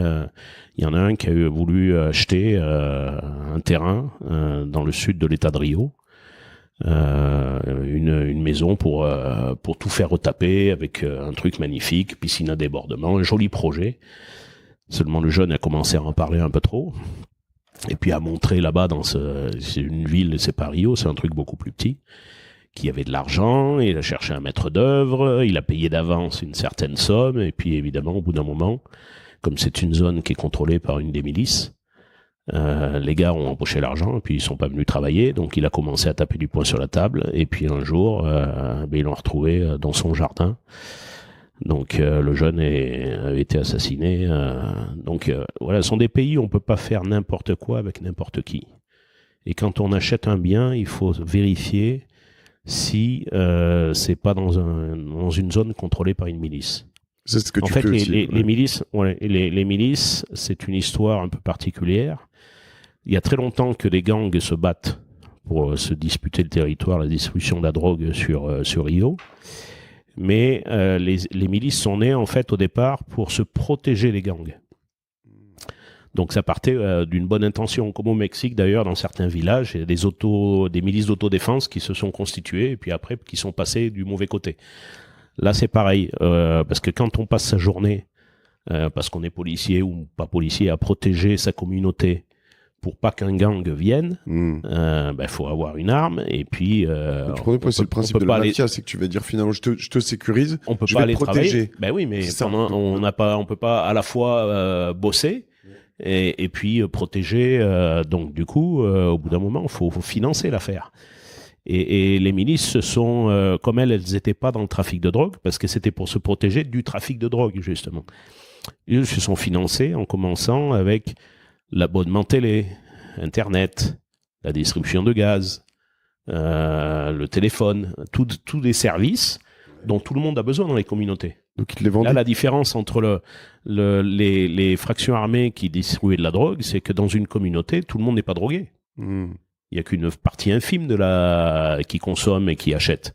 Mais dans une communauté, tout le monde veut avoir la télé, Tout le monde veut voir le match de foot ou la telenovela. Tout le monde veut de l'eau chaude. Ils vendaient une drogue différente, quoi. Une drogue légale. Tout le monde veut de l'eau chaude. Donc, du coup, c'est devenu un business hyper florissant. Ils prenaient des commissions, en fait, sur tout ça. Ouais. Ils vendaient. En fait, ils étaient revendeurs avec des armes. Tu peux pas aller acheter ta bouteille de gaz à l'extérieur. Il faut que tu l'achètes par le gars qui est agréé par la milice. Donc, du coup, c'est un business. J'ai jamais pensé à faire du business avec une arme, mais c'est pas mal, hein, ce genre de. Ouais. Et donc, du coup, ça c'est. Et puis là, aujourd'hui, les milices, malheureusement, se mettent aussi à vendre de la drogue. Les gangs, eux, ont aussi compris qu'il y avait beaucoup à gagner en contrôlant certaines choses qui sont de la consommation courante dont tout le monde a besoin. Donc, dans certaines communautés, la situation elle est compliquée. Mais finalement, le dénominateur commun ou la chose qui permet tout ça, c'est uniquement les armes, en fait, à la fin. Je veux dire, c'est quand même beaucoup plus compliqué si t'es pas armé. La libre circulation d'armes, enfin libre, même si elle est normalement contrôlée ou comme en France, mais le fait qu'il y en ait partout, c'est ce qui fait des gros problèmes. Alors aux États-Unis, ils en ont pas autant qu'ici, peut-être, enfin en termes de milices et de. Ouais, non. Aux États-Unis, c'est surtout une violence qui est liée aux gangs. Pareil, qui contrôlent leur quartier pour distribuer la drogue et qui se battent entre eux. Mais il faut pas te trouver plus fort que la police, quoi. C'est ça le problème. Voilà. Les armes te permettent d'arriver là, en fait. Voilà. C'est le problème, c'est qu'aujourd'hui, il faut que, c'est ce qu'on dit à nos homologues brésiliens, de faire attention à ce que la situation ne dégénère pas au point qui ne laisse pas les groupes armés devenir suffisamment puissants pour devenir l'équivalent des cartels, par exemple, comme on a au Mexique. Parce qu'au Mexique, les cartels sont au-dessus des politiques, au-dessus de la police fédérale, ils appliquent une politique de la terreur qui fonctionne très bien. Donc, c'est compliqué de reprendre le contrôle. Ici, on n'est pas encore dans cette situation. Ici, il y a des connexions, certainement, entre certaines élections et des milices. Ou des gangs, mais parce qu'ils vont essayer d'acheter des voix mais on n'est pas dans cette situation-là.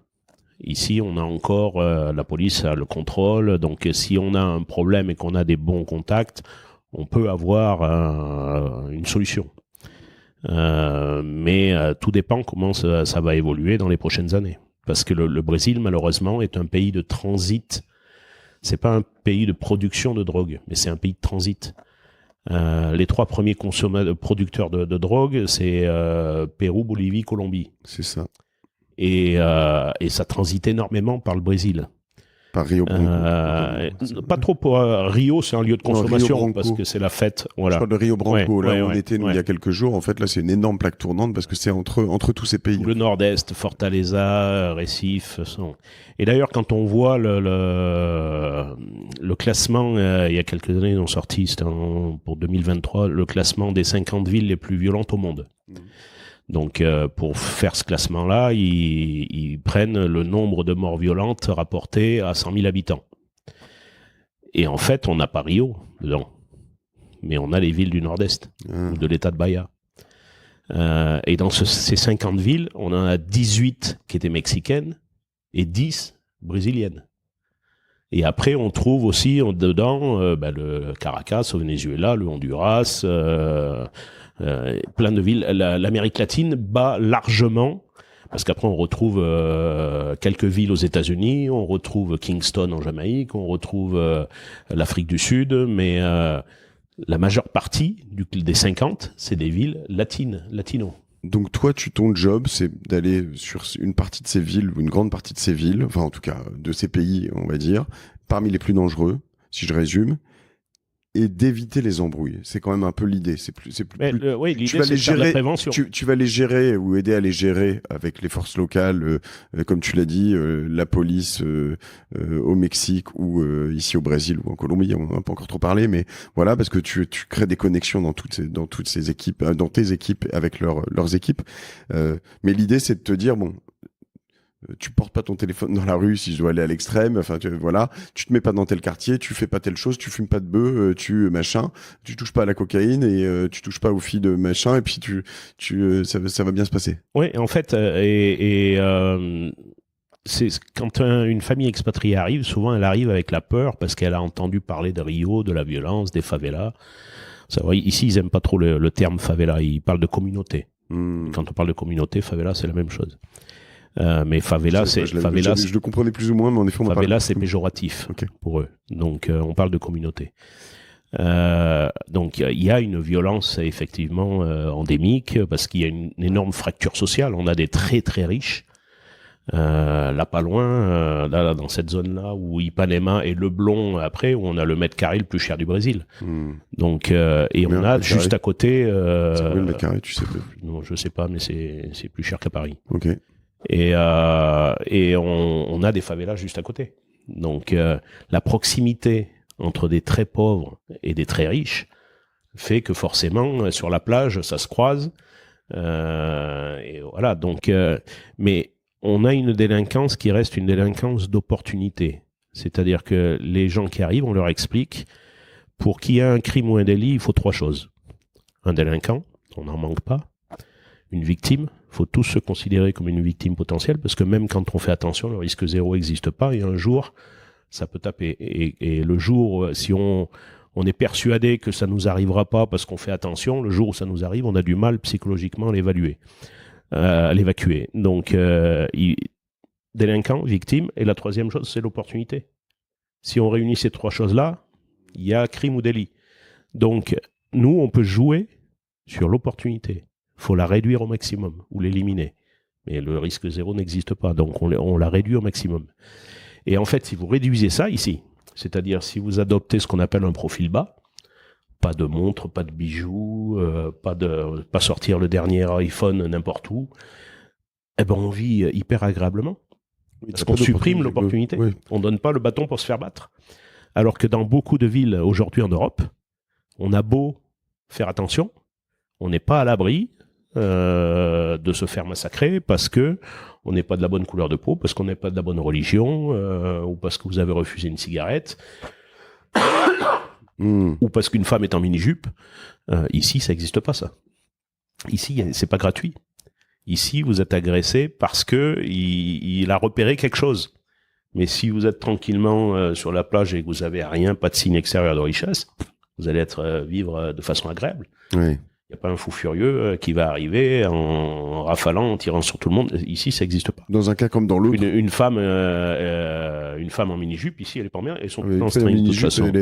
C'est comme si elle portait une burqa ici, de toute façon. Parce que ici, elles sont toutes en string. Donc, le premier qui va leur dire quelque chose, c'est lui qui va... Non, mais pardon, je vois Clémence qui s'exaspère de la discussion. Non, mais c'est pas... Ce que je veux dire, c'est que les hommes et les femmes sont très dénudés ici, et c'est OK. Donc, il n'y a pas d'altercation pour ça. Et puis, en plus, il n'y a pas même dans le comportement des Brésiliens, il n'y a pas ils sont pas sur l'apparence physique. Ils aiment bien faire du sport et tout ça, mais sur la plage, il n'y a pas tout le monde est réuni, pauvre, pas pauvre. Les plages sont toutes publiques ici. Ouais. Il est interdit de privatiser une plage au Brésil. Donc, tout le monde se mélange. Mais du coup, on peut supprimer cette opportunité et on vit de façon agréable. Ouais. Et ça, les gens qui le comprennent, du coup, ils ont peur quand ils arrivent à Rio, mais après, quelques années plus tard, quand ils font repartir, ils n'ont plus envie. Une fois que tu as compris ça, c'est sûr. Ce qui est difficile, et oui, je pense que tu as raison, hein, pour en connaître certains, peu de gens ont envie de repartir. Ce qui est difficile ou un peu relou, c'est de pas pouvoir téléphoner dans la rue ou de pas pouvoir porter une montre. Je veux dire, tu survis, c'est OK. Mais après la montre, on peut l'emporter, mais bon, faut être disposé à perdre ce qu'on a sur soi. Ouais. Sans résister, sans faire... Quand on fait des briefings, on explique bien aussi aux gens, ne résistez pas. Oui. Et quand on reçoit des gens, la première question qu'on pose, c'est est-ce qu'il y a des ceintures noires de quelque chose ? Parce que pour les ceintures noires, on a des petites vidéos spéciales pour eux, pour leur montrer des ceintures noires. Il y en a plein les cimetières ici. Oui. Donc, parce que souvent, on a un seul agresseur en face de soi.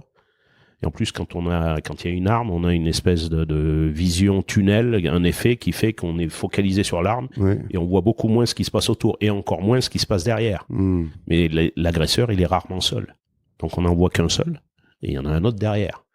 Si ça se passe mal, c'est celui derrière qui intervient. Ok. Donc on a des gens, malheureusement, des ceintures noires de jiu-jitsu, des Brésiliens qui ont neutralisé leur agresseur et qui ont pris 2 balles dans la tête parce qu'ils n'avaient pas vu le complice. Donc le gars, il a une arme, il a gagné. Et nous, quand on explique aux gens, voilà, il a une arme, tout de suite, pas de confrontation, vous baissez les yeux comme un signe de soumission, comme ça il a moins tendance à appuyer sur la détente. Et puis vous résistez pas, vous lui donnez ce qu'il veut, et puis voilà, il veut pas vous tuer, il veut piquer votre portefeuille ou votre téléphone.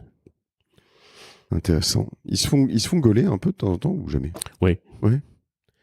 Ouais, de temps en temps, il y a ce qu'on appelle des arrastons sur les plages où tu as les petits gamins des favelas qui courent très vite, qui fauchent un sac et puis qui partent en courant. Et quand il y a d'autres Brésiliens qui sont à côté, qui l'ont vu faire et qui le chopent, souvent c'est la police qui arrive pour le sauver, le gamin, parce que sinon il prend cher. Mais par contre, il y a un énorme problème, c'est que souvent le gars se fait choper, il est mineur, quelques heures après il est de nouveau dehors.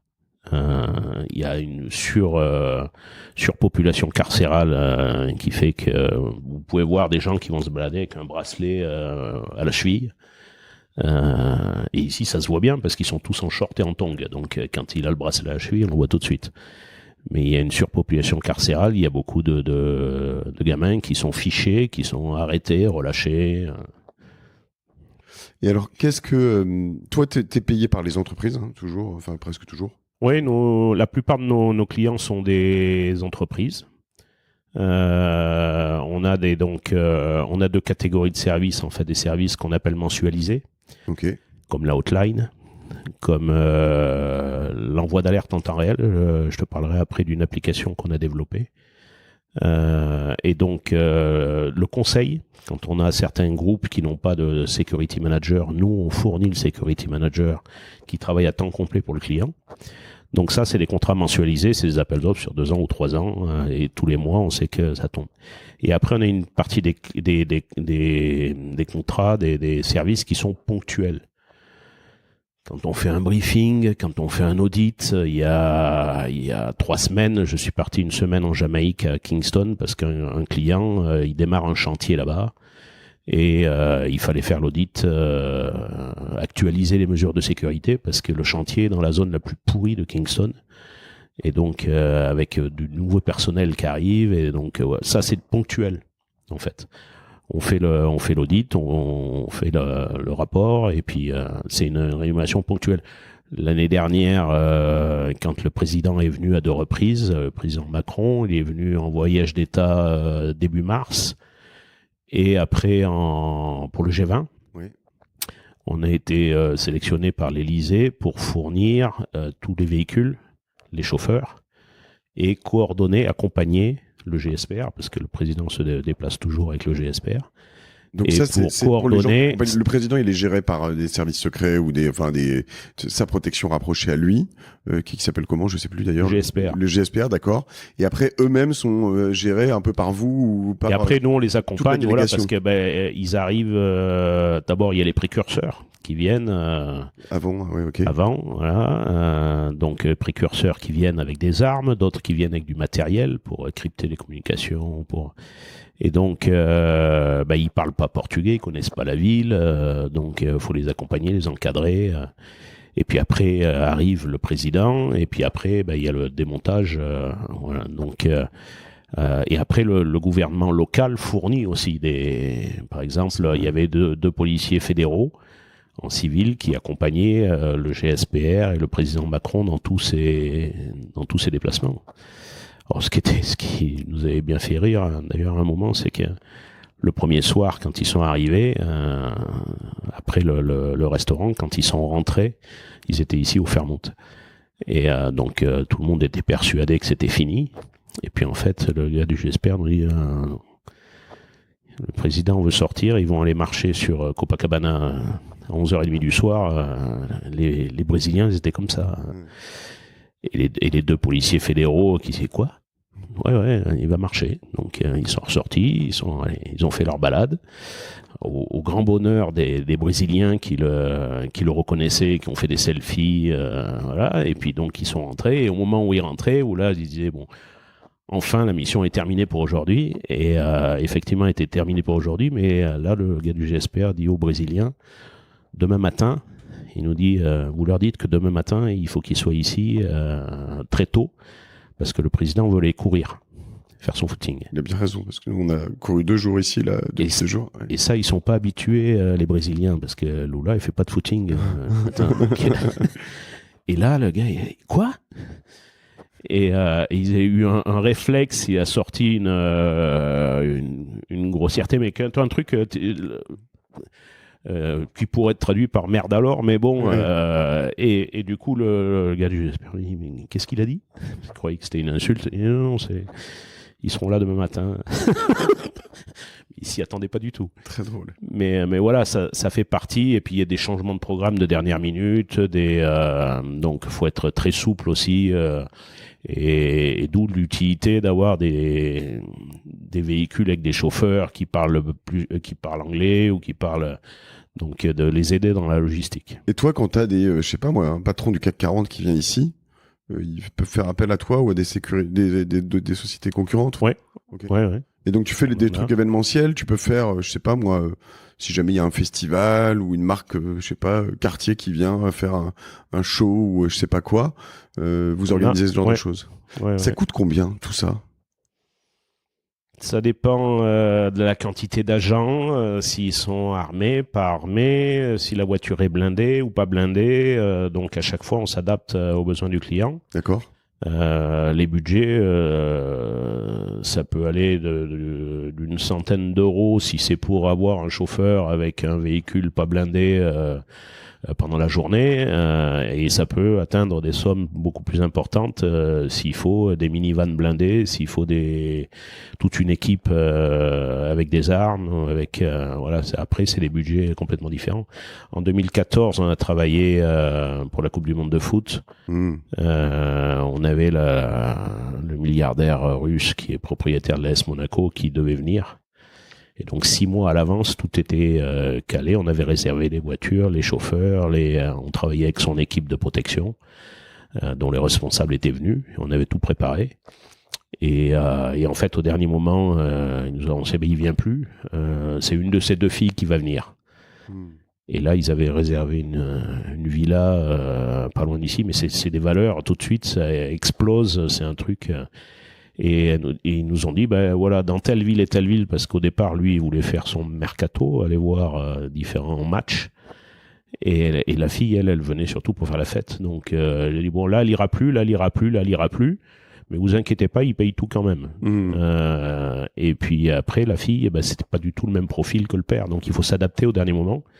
Parce que le père, lui, il voulait garder un profil discret. Se coucher tôt, se lever tôt, il a son médecin, il a son cuisinier, Et la fille, elle, c'est les enfants de milliardaires, en fait, ils se connaissent tous. Ils se retrouvent à Agstadt l'hiver, à Saint-Tropez ou à Monaco l'été, ils vont à New York, ils vont à São Paulo, ils se connaissent tous. Donc quand il y en a un qui arrive quelque part, il active le réseau et puis on va faire la fête chez moi, on va faire ci, on va faire ça. Donc là, c'était tous les soirs jusqu'à très tard. Et puis dans la journée, ça démarrait beaucoup plus tard. Donc, faut s'adapter en fait aux besoins du client. C'est vrai que ça doit être quand même un bon délire de changer tout ça en last minute. Vous êtes combien chez Movisafe ? Là aujourd'hui, on a bien réduit la voilure parce avant on avait une catégorie de services où on mettait beaucoup de services, beaucoup de personnel directement chez les clients pour dans des centres de monitoring. Et puis c'est plus proche du travail du gardiennage, donc c'était une vraie prise de tête. Donc on a réduit la voilure. Aujourd'hui, on a 17 personnes au Brésil. Ok. On a quand même une quarantaine encore au Mexique. La société est plus ancienne, il y a plus de services. Et on a à Bogota, parce qu'en 2020, on a ouvert à Bogota. J'ai un associé à Bogota qui est un ancien commissaire de police français. Et en fait, on a 5 personnes à Bogota. D'accord. Ce que je me disais quand je t'écoutais, c'est que nous, on a quand même de plus en plus d'invités de différentes nationalités. Mais récemment, on a eu un invité qui nous a fait des prévisites, en effet, dans nos studios à Paris, avec un ancien légionnaire. J'avais pas fait le rapprochement. Un ancien légionnaire russe. Tu te souviens, Clem? Ouais. Et donc ils sont venus 2 jours ou 3 jours avant. Et c'est un peu comme les visites présidentielles. Ouais. Quoi. Quand tu reçois un président, c'est un peu pareil. Donc ça, c'est des choses éventuellement que tu organises, quoi. Ouais. D'aller visiter, regarder un peu comment ça se fait, comment Tout à les fait. plans d'évacuation si jamais il y a besoin, etc. Exactement. Valider Les différents itinéraires, le plan A, le plan B, l'hôpital le plus proche. À chaque fois, faut tout prévoir. Ok. Et ça, par exemple, si je sais pas moi, si c'est doigt mouillé, mais si tu fais venir un président d'une grosse boîte 3 jours qui doit faire quelques rendez-vous, etc., le dispositif sécurité, ça vaut combien?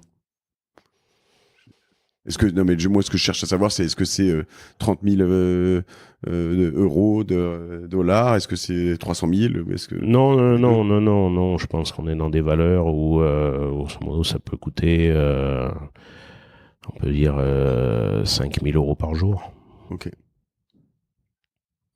Et là t'as alors oui c'est juste un dispositif, une personne ou 2 personnes, Ça quoi, mais dépend, c'est pas une grosse de délégation. la taille de l'équipe, C'est les délégations américaines quand ils se déplacent. Un de mes potes qui bosse dans des voitures avec chauffeur. Ouais. Quand Trump ou même d'ailleurs Vance ou vient à Paris, c'est genre 1000 ou 2000 personnes. Non mais là c'est monstrueux. On a vu pour le G20, parce que nos bureaux sont juste en face du MAM, le musée d'art moderne, où était situé le G20, où était organisé le G20. Et donc on voyait tous les convois entrer et sortir, et le président américain, le président chinois, mais c'est une autre dimension, c'est un truc. Et même à l'aéroport, on a eu l'occasion de discuter avec le responsable opération de l'aéroport international ici, qui disait mais c'est un truc de fou parce que le président français il arrive avec deux avions qui restent sur place. Il y a pas mal d'autres présidents qui font la même chose. Mais les présidents américains, les présidents chinois, ils ont des avions qui vont rester sur place. Et puis ils ont surtout avant toute une collection, une vingtaine d'avions cargo qui viennent décharger du matériel, des hommes, la partie opération de l'aéroport international de Rio, c'était une base américaine.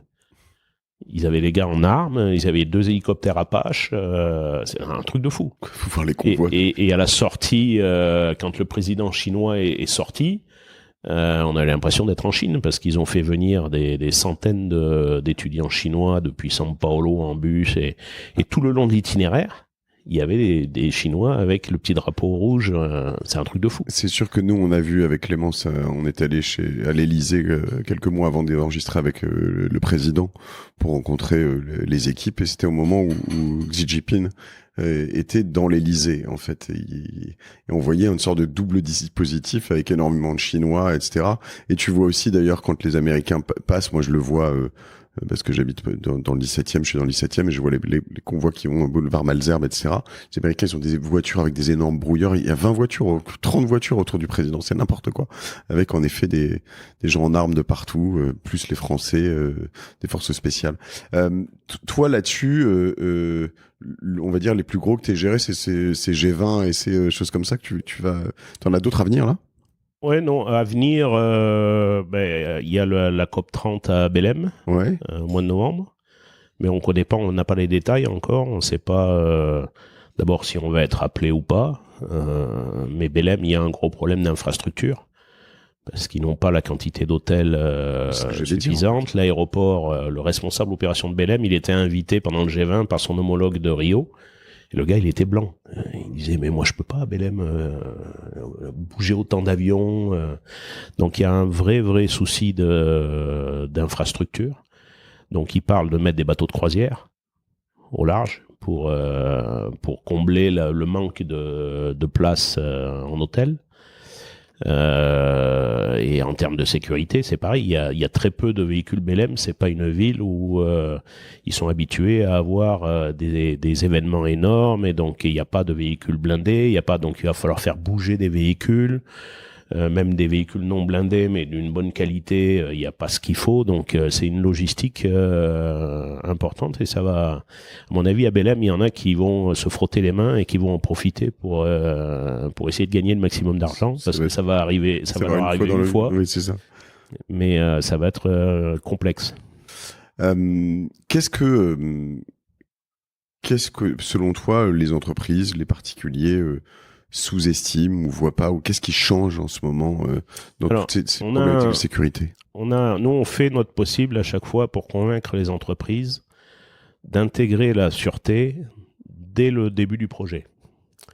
Qu'est-ce que tu appelles le projet? C'est le projet d'expatriation? Un projet, par exemple, une société qui va installer un parc d'éoliennes dans la région nord-est ou une ferme solaire, parce que le nord-est du Brésil, c'est le paradis des énergies renouvelables. Il y a du vent et du soleil en permanence. Okay. Donc, ils vont installer dans une région où il n'y a que quelques arbres, il y a 3 paysans au kilomètre carré, il n'y a pas d'activité économique, il n'y a pas de... Donc, il y a 0 activité criminelle quasiment, et il y a 0 police. Et en plus, c'est dans des zones souvent qui sont en plus ce qu'on appelle les zones blanches en termes de télécommunications, c'est-à-dire qu'ils ne sont pas couverts par le réseau cellulaire. Et donc, quand il faut commencer un chantier dans ces zones-là, qui va durer 18 mois, où on fait venir 1000 ouvriers, qui ne sont pas forcément de la région, mais et ben là, la situation change. Parce qu'avec 1000 ouvriers qui viennent, il y a des business tout à fait normaux qui se montent pour leur vendre de la nourriture, mais il y a des business à côté qui vont se monter, qui sont liés à la prostitution, à la drogue, et là, l'activité criminelle, d'un seul coup, et ça, c'est pas anticipé. Donc, quand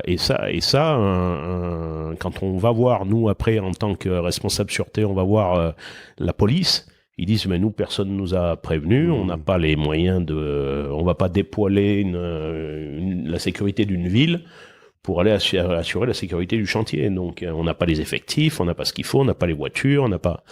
Donc là, ça devient compliqué. Ce qui fait que l'entreprise, après, est obligée de se retourner vers le secteur privé. Et le secteur privé, ben, ça coûte un bras. Et ça, c'est pas forcément prévu dans l'appel d'offres au départ. Et donc, ils gagnent l'appel d'offres, mais ils avaient oublié le budget sûreté. Donc là, c'est beaucoup moins intéressant après. Et donc, ce qu'on essaie de convaincre, c'est de leur expliquer, de leur dire, intégrer la sûreté dès le départ, notamment au niveau de la négociation. Parce que quand vous allez voir un gouverneur, que vous lui dites, on va investir 100 millions d'euros dans votre État, parce qu'on va installer, produire de l'énergie renouvelable. Le gouverneur, il adore. Lui, il récupère les bénéfices en termes d'image, en disant, regardez ce que j'ai fait, j'ai attiré l'investissement et tout. Mais si personne à ce moment-là lui dit, oui, mais attention, est-ce que vous pouvez nous garantir de monter en puissance au niveau de la protection, parce que le chantier, il va falloir le protéger, est-ce que vous pouvez donner les consignes pour que la police et ça, c'est pas fait. Donc, et après, une fois que c'est signé, alors lui, le gouverneur, le résultat est là. Il y a eu un investissement étranger. Personne ne lui a exigé quoi que ce soit en termes de sécurité publique. Donc, débrouillez-vous et contractez du privé. Et là, ça fait exploser les budgets. Donc, il y a des choses qui peuvent on peut, si on s'y prend suffisamment à l'avance, diminuer énormément les frais sur la construction et l'opération, parce qu'après, une fois que le chantier est fini, souvent la société, elle l'opère derrière. Et donc, c'est des économies importantes sur le long terme. Mais si c'est pas anticipé, ça veut dire que pendant la phase de construction, il va falloir sécuriser avec du privé et ça coûte. Surtout qu'on a un gros problème dans ce cas-là, dans ces business, c'est que le cuivre, le vol de cuivre, c'est un sport national. Ouais. Ça, c'est dans le monde entier maintenant. Dans le monde entier. Ouais. Mais quand ici, on est dans des zones où il y a beaucoup de circulation d'armes, ici, ils arrivent, ils sont même énormes, ils arrivent à couper du câble sous tension. De temps en temps, il y en a un qui grille, mais souvent, il y a quasiment pas un mois où il n'y aura pas une interruption du train qui vient de l'État, oui. Le suburbano, comme on dit, l'équivalent du TER, parce que il manque 20 mètres de câble, qui est un câble qui était sous tension, ils ont réussi à le couper. Donc, et dans les chantiers, quand il y a une bobine complète d'1,5 tonne de câble avec du cuivre, évidemment, ça attire les convoitises. Donc c'est un réel souci. Il y a quand on fait l'analyse de risque, justement, on identifie là, sur un chantier, à partir du moment où il y a du cuivre, il y a un gros souci. Et pour des plus petites boîtes qui vont, je sais pas, moi j'ai beaucoup de gens autour de moi qui sont dans l'univers de la tech, mais certains qui couvrent quand même des bureaux un peu partout. Je pense pas qu'il y ait réellement de prise de conscience de tout ça. Tout ça est fait à l'arrache. Tu crois que c'est fait trop à l'arrache ou... Non, souvent les gens, ils intègrent pas le paramètre sûreté dès le départ. Nous, souvent, on nous appelle dans la douleur, pas dans l'amour. Ils ont un problème, ils appellent. Ou alors ils ont fini de construire, ils disent maintenant il faut sécuriser. Ah ouais, mais si on avait pu travailler avec les architectes dès le départ, on aurait modifié l'accès véhicule, on aurait fait les choses de façon à ce que on n'ait pas besoin dans ce quartier-là déjà. On n'ait pas besoin d'installer autant de caméras ou autant de moyens humains parce qu'on aurait pensé la chose dès le départ. C'est security by design. C'est intégré dès le départ. Donc ça permet de faire des économies. Et les gens, souvent, soit ils n'y pensent pas, soit ont peur que ça coûte une fortune, alors que c'est un savoir-faire qu'on a ici, et localement. Alors évidemment, nous, ça coûte moins cher que s'ils font appel à une société qui est basée en Europe, en France, et qui a une couverture beaucoup plus grande. Nous, on est spécialisé Amérique latine. Toi, tu bosses pas en France, par exemple? Non. Ok. Nous, on est vraiment les spécialistes de l'Amérique latine. Quand tu vois ce qui se passe en France avec les histoires de kidnapping, de crypto, il y a quand même un nouveau phénomène qui est en train d'arriver, pas qu'en France d'ailleurs, mais qu'est-ce que t'en penses? Est-ce que en fait finalement toi je peux me dire que t'es presque plus habitué? C'est des choses qu'il va falloir aussi, des réflexes que tu as actuellement qu'il va falloir intégrer aussi dans d'autres pays pour d'autres personnes? Oui, il y a une évolution, à chaque fois ça évolue. On est dans une période vraiment intéressante, qui peut être inquiétante aussi, mais qui est intéressante parce que tout bouge très rapidement. Moi, je commence à me mettre, parce que j'ai pas le choix, l'intelligence artificielle, il faut en mettre dans nos applications, il faut en mettre, faut l'utiliser, parce que si on monte pas dans le train, et puis en plus ça évolue, ce qui était vrai il y a 3 mois en arrière n'est plus forcément vrai. Ça, oui, je te confirme. Oui. Voilà. Donc, il faut s'adapter, il faut avoir une capacité d'adaptation. Et puis, effectivement, chaque pays est différent, chaque région au sein d'un pays est différent. Le Brésil, c'est pas du tout la même situation dans le sud du Brésil que dans le nord. Dans le nord, ça tire d'abord, ça discute après. Les villes les plus violentes au Brésil sont toutes dans le nord-est ou du côté de Bahia. C'est pas Rio, c'est pas São Paulo, et encore moins le sud du Brésil. Le sud du Brésil, il y a des endroits d'abord, c'est pas le même climat, c'est pas la même population. Et à quel point on va dire j'y pense à ça parce que nous on vient de Rio Branco, donc c'est dans l'état de l'Acre, c'est le plus petit état du Brésil. C'est tout à fait à l'ouest du Brésil, quasiment entre la Bolivie et le Pérou, et c'est merveilleux, mais enfin c'est un peu laissé pour compte. Il y a cette ville qui s'appelle donc Rio Branco, qui est la capitale. Il doit y avoir 500 000 habitants, donc c'est quand même finalement gros comme Toulouse, hein. C'est pas tout petit, et en fait là-bas tu sens qu'il y a quand même une polarisation hallucinante entre en gros, pour être très clair, les pro-Lula, les pro-Bolsonaro, on va dire les fachos et les gauchos, si on doit résumer. Et ce qui est un peu ça, hein, ils sont vraiment très tirés aux extrêmes des deux côtés. Le pays est divisé en deux. Et ça crée quand même... Alors, ce qui est assez drôle, c'est qu'il y a des gens qui m'ont raconté qu'il fallait pas, finalement... Ils arrivent tous à dialoguer dans le sens si tu parles de football, si tu parles, enfin, faut pas parler faut éviter les sujets qui fâchent. Voilà, donc faut surtout pas parler de politique et de choses comme ça. Et puis finalement tout se passe bien, ils font la fête, carnaval, tout ce que tu veux, le pays est cool, voilà. Mais en revanche, tu vois, ils évitent complètement de faire ça. J'ai l'impression aussi que eux, ils sont plus habitués parce que ça fait quand même une bonne dizaine d'années que c'est comme ça maintenant. J'ai l'impression que ça grossit aussi dans le monde. À quel point ça, c'est un facteur de risque important, parce que à Rio Branco, on voit que quand même, il y a d'un côté ceux qui rasent la terre, la forêt, et de l'autre côté ceux qui veulent pas la raser. Donc ça crée des frictions sur lesquelles il y a des morts, hein, très très clairement, quoi. Tout à fait. Non, il peut y avoir une manifestation ici peut dégénérer très rapidement. C'est ça qu'on recommande. Tenez-vous informés parce que et n'allez pas, surtout en tant qu'étranger, commencer à prendre parti pour l'un ou pour l'autre. J'ai un étranger ici. Faut qu'il reste discret et en plus, je pense qu'on n'a pas de leçons à donner à un pays en particulier, donc faut éviter ces sujets-là. Ça, ce que je comprends. Même il y a eu le cas, une amie, son enfant était dans un taxi et l'ado, il est brésilien, il est né au Brésil. Il a commencé à discuter politique avec le chauffeur de taxi. Le chauffeur de taxi s'est arrêté, lui a dit descends. Et il l'a laissé dans un quartier pourri. Donc, je veux dire, il y a des sujets qu'il faut éviter. Et puis alors pour le business, ça peut être très compliqué aussi parce que si tu t'engages d'un côté ou de l'autre plus ou moins, ou si tu copines un peu. Surtout pas. Non. Surtout pas. Et nous d'ailleurs, on a très peu de relations avec le secteur public. On rentre pas dans les appels d'offres publics. Nos clients sont du secteur privé. Ok. Alors, quand je parlais des alertes, en fait, on a développé justement, parce qu'une ville comme Rio, il se passe toujours quelque chose. Tout le temps, ouais. Il y a toujours quelque chose. Il n'y a pas une nuit dans un quartier où ça va pas tirer. C'est une ville qui est magnifique. Il y a des mouvements de terrain, il y a de la verdure, mais il se passe toujours quelque chose. Quand il pleut énormément, il y a des zones qui sont inondées, donc on peut se retrouver bloqué dans le trafic pendant 2 heures.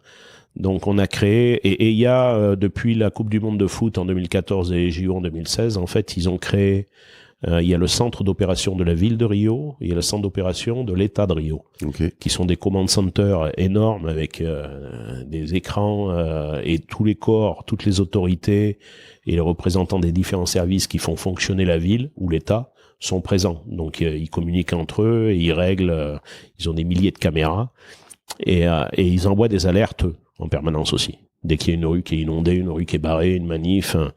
Mais nos clients, nous, ils peuvent pas recevoir des alertes à longueur de journée. On dit que trop d'alertes tue l'alerte. Oui, bien sûr. Donc il faut en recevoir très peu. Et nous, en fait, on a développé une application qui permet de personnaliser ces alertes. C'est-à-dire que on peut choisir déjà le type d'alerte. Si on veut pas recevoir tout ce qui touche à la météo, aux opérations policières, on l'élimine.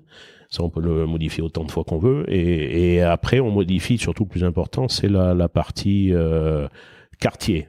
Donc ça, c'est quelque chose qui est assez efficace et qui permet aux gens de prévenir les problèmes. Notre travail est basé surtout sur la prévention.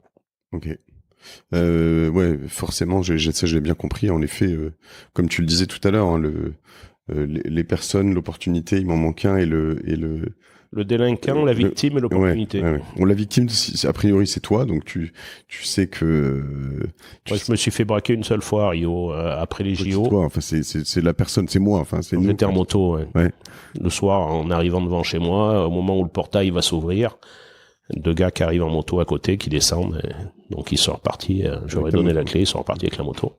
Ça, ils te repèrent, en fait, c'est ça, non? Ben oui, ils suivent. Avant les JO, j'avais une BMW, une 800. Ce style de moto n'était pas recherché. Après les JO, quand la police a recommencé à perdre le contrôle dans les grands complexes, c'est un style de moto, les gros trails, qui était recherché. Donc je savais qu'un jour ou l'autre, ça pouvait m'arriver. Et puis, on va pas non plus quand on pilote sa moto, on est préoccupé par ce qui se passe devant. On va pas en permanence. Dès qu'on est suivi par un motard, on a un doute, on vit plus. Donc je savais qu'un jour ça pouvait arriver, c'est arrivé, et puis voilà. Tu peux avoir un traceur sur la moto ou quoi que ce soit, ça change rien. Oui, mais si elle finit au fin fond d'une favela, même la police n'ira pas la chercher.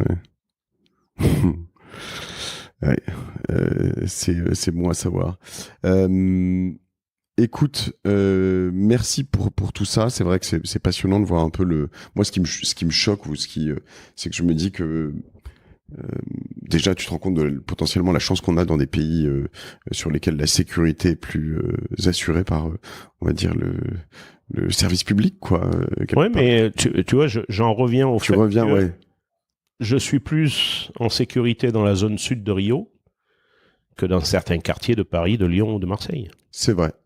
On n'a pas cette violence gratuite. J'ai discuté une fois pour le jour de l'an, réveillon de la Saint-Sylvestre, 800 voitures brûlées en France. J'ai discuté avec un délinquant ici, brésilien, qui me dit, mais qu'est-ce qui se passe en France? Parce qu'en plus, CNN, dès qu'il y a des trucs qui vont pas en France, ils mettent des petites flammes de partout. Oui, bien sûr. Mais tu sais, ça revient quand même à l'opportunité. C'est aussi toujours pareil. C'est-à-dire que toi, tu dis, t'es plus en sécurité ou bon. En fait, si je vais même le pousser jusqu'à la tenue d'une femme, par exemple, où tu dis, moi, je pense que c'est pas normal qu'une femme puisse se faire emmerder, évidemment pour sa tenue, mais quelque part, c'est comme si c'est une question d'opportunité. Tu sais que dans cette ville, tu mets pas cette tenue. Ouais. Tu sais que à Paris, tu mets pas un maillot de l'OM ou l'inverse. Voilà, c'est quand même une réduction des libertés qui est oui. Qui peut être pénible au jour le jour. Qui est plus problématique, évidemment, parce que ça touche des libertés d'une partie de la population et j'en suis très conscient. Maintenant, ce que je veux dire, c'est que à la fin, le problème est quand même plus ou moins le même, comme tu le dis, c'est vrai. Mais le délinquant, ce jour-là, avait une réflexion qui m'avait confirmé que ils pensent pas, ils ont pas la violence gratuite. Non. Il m'a dit, mais pourquoi ils brûlent autant de voitures le soir du réveillon? Il dit, c'est du gaspillage. Nous, la voiture, on la vole. Oui. Et pour la revendre en entier ou en pièces détachées, mais la brûler, c'est du gaspillage. Oui. Donc, ici, c'est pas gratuit. C'est soit parce que par nécessité, ils ont besoin d'alimenter leur famille ou de payer leur pierre de drogue, mais c'est pas gratuit. Ils vont pas s'en prendre à quelqu'un uniquement pour des raisons... Et voilà, et ce que je retiens, c'est beaucoup la prévention. C'est de bien te poser en amont et de se dire, ok, j'ai bien compris tout ça. Nous, finalement, quand on est arrivé ici, on l'a bien compris, hein, sur ce qu'il faut faire, les moments où tu sors pas, la nuit, tu marches pas dehors. En gros, c'est à peu près une règle de base. Ouais, tu peux marcher, mais il faut éviter d'être seul. Ouais. Parce que 80% des victimes d'agression sont des personnes seules au moment d'agression. Donc, dès qu'on est en groupe, on réduit énormément la probabilité d'avoir un problème. Et hier, Christopher, mon associé, t'a posé tout à l'heure. Ce qu'il faut faire attention ici aussi, c'est il y a beaucoup d'usage d'une drogue synthétique. Okay. Ils appellent Boanoite Cinderella, Bonne nuit Cendrillon. Okay. Où ça n'a pas de couleur, pas de goût, pas d'odeur. Donc ils sont très forts pour distraire ton attention. Et pendant que tu regardes pas, il y a un complice qui met le cachet dans le verre. Et puis après, c'est un peu comme le GHB, la drogue du violeur. Tu deviens ouvert à toutes les propositions. Et puis le lendemain, tu te rappelles de rien. T'as éventuellement un mal de tête, mais voire plus grave, il y a un touriste américain qui est décédé parce que le dosage certainement devait être trop fort. Il avait des prédispositions, lui. Donc, mais il y a beaucoup ils ciblent des personnes qui sont seules en fait. Des touristes, ils les voient ils sont seuls, c'est des cibles faciles. Donc, quand on sort en groupe, et puis si on surveille sa boisson, si on est dans une boîte et qu'on part aux toilettes, on considère que la boisson elle est morte. Ok. Ouais. Intéressant. Écoute, merci pour tous ces conseils. On va faire appel à toi quand on ira faire des tournages dans des villes un peu spécifiques. On en a peut-être un ou deux en prévision. En tout cas, voilà, on aurait presque pu t'appeler pour venir ici finalement pour avoir quelques conseils. Je pense que ça aurait pas été très compliqué, mais c'est vrai que c'est toujours intéressant. Si tu avais une opportunité de retrouver ou de rencontrer Pascal quand il a 22 ans avant de s'engager, et que tu pouvais lui glisser un mot, qu'est-ce que tu lui dirais? Je lui dirais en fait de ne pas avoir peur, de ne pas se poser de limites. Parce que moi à cet âge-là, j'étais loin d'imaginer d'abord que je servirais dans une unité spéciale, que je serais officier à la Légion étrangère, que je partirais travailler en Algérie, que je rencontrerais ma femme au Mexique, que je vivrais 11 ans au Mexique, 13 ans. C'est des choses, c'était hors cadre. Donc la vie est vraiment intéressante et particulière. C'est une succession de choix. Et donc je lui dirais de pas se poser de limites. Et puis si c'était aujourd'hui, je dirais surtout de suivre les podcasts et surtout de se mettre tout de suite bien dans l'intelligence artificielle parce que ça bouge vitesse grand V. Tout va changer. Mais voilà, de garder confiance, même si effectivement la situation, les conflits un peu partout dans le monde sont pas forcément très rassurants, mais de garder confiance et de pas se poser de limites. Très bien. Tu aurais un livre à nous recommander si Des livres, après ça dépend. Si c'est pour garder confiance, Le Petit Prince de Saint-Exupéry. Si c'est pour parler de résilience et d'aventure, il y a Sylvain Tesson que j'adore. D'accord. Ouais. Quelqu'un que j'aimerais bien rencontrer. J'ai lu plusieurs de ses bouquins. Les Sentiers Noirs, sur les Sentiers Noirs, est un bel exemple de résilience. Il a fait d'ailleurs un excellent reportage sur la Légion étrangère en Guyane. Franchement, j'ai vu énormément de reportages. Il existe énormément de reportages sur la Légion étrangère. Celui qui m'a le plus rappelé effectivement ce que j'ai ressenti et ce que j'ai vécu à la Légion, c'est ce reportage fait par Sylvain Tesson sur les légionnaires en Guyane. D'accord, écoutez, je le note, c'est donc en immersion, comment il s'appelle, tu le connais? Ah non, c'est un reportage, ça, c'est ça? C'est un reportage, ouais, Sylvain qui a été Tesson, fait par avec Sylvain Tesson. Okay. J'en ai quelques-uns, on va trouver le lien. Une fierté française, c'est pas ça? Non? Ouais, ça a été suivi d'un article qu'il a fait, qui est paru après, je sais plus si c'est dans Paris Match ou dans une revue. Ok. On va trouver tout ça. Bon, merci. Où est-ce qu'on te suit, Pascal? On peut te suivre sur LinkedIn? LinkedIn, ouais, principalement sur LinkedIn. Ouais. Et écoute, j'ai arrêté trop de perte de temps sur Facebook, donc c'est LinkedIn. Très bien, t'as raison. Et écoute, merci. On te suivra sur LinkedIn, on peut t'ajouter. Et puis si vous vous déplacez en Amérique du Sud, que vous avez des problématiques comme ça, faites appel à Pascal. Vous venez de ma part, et puis voilà, vous aurez pas une protection gratos parce que tout est payant ici. Ouais. mais non, vous serez bien reçu. Mais un conseil, souvent ça peut être gratuit. C'est vrai. Bon super, merci. En tout cas, merci pour ton temps. Et puis nous on va retourner dans la rue sans nos montres, sans nos téléphones ou avec peu de téléphones, mais on doit quand même aller filmer ici. Donc c'est quand même embêtant parce qu'on doit sortir quand même des caméras qui valent quelques milliers d'euros. On doit toujours être un peu vigilant, mais bon, on est en groupe déjà. Faut être vigilant. Ouais. On est en groupe et puis on fait attention. Déjà, on est en pleine journée, on va faire gaffe. Bon, merci beaucoup, à plus. Salut, merci Salut. À toutes les équipes d'Accor au Fairmont de leur accueil et puis merci Clem de nous avoir aidé ici. Merci Axel, merci Augustin, Christopher qui était dans les parages pour avoir monté tout ça. On file, on rentre à Paris ce soir, donc on doit se dépêcher. À plus. Bon retour. Salut, ciao tout le monde.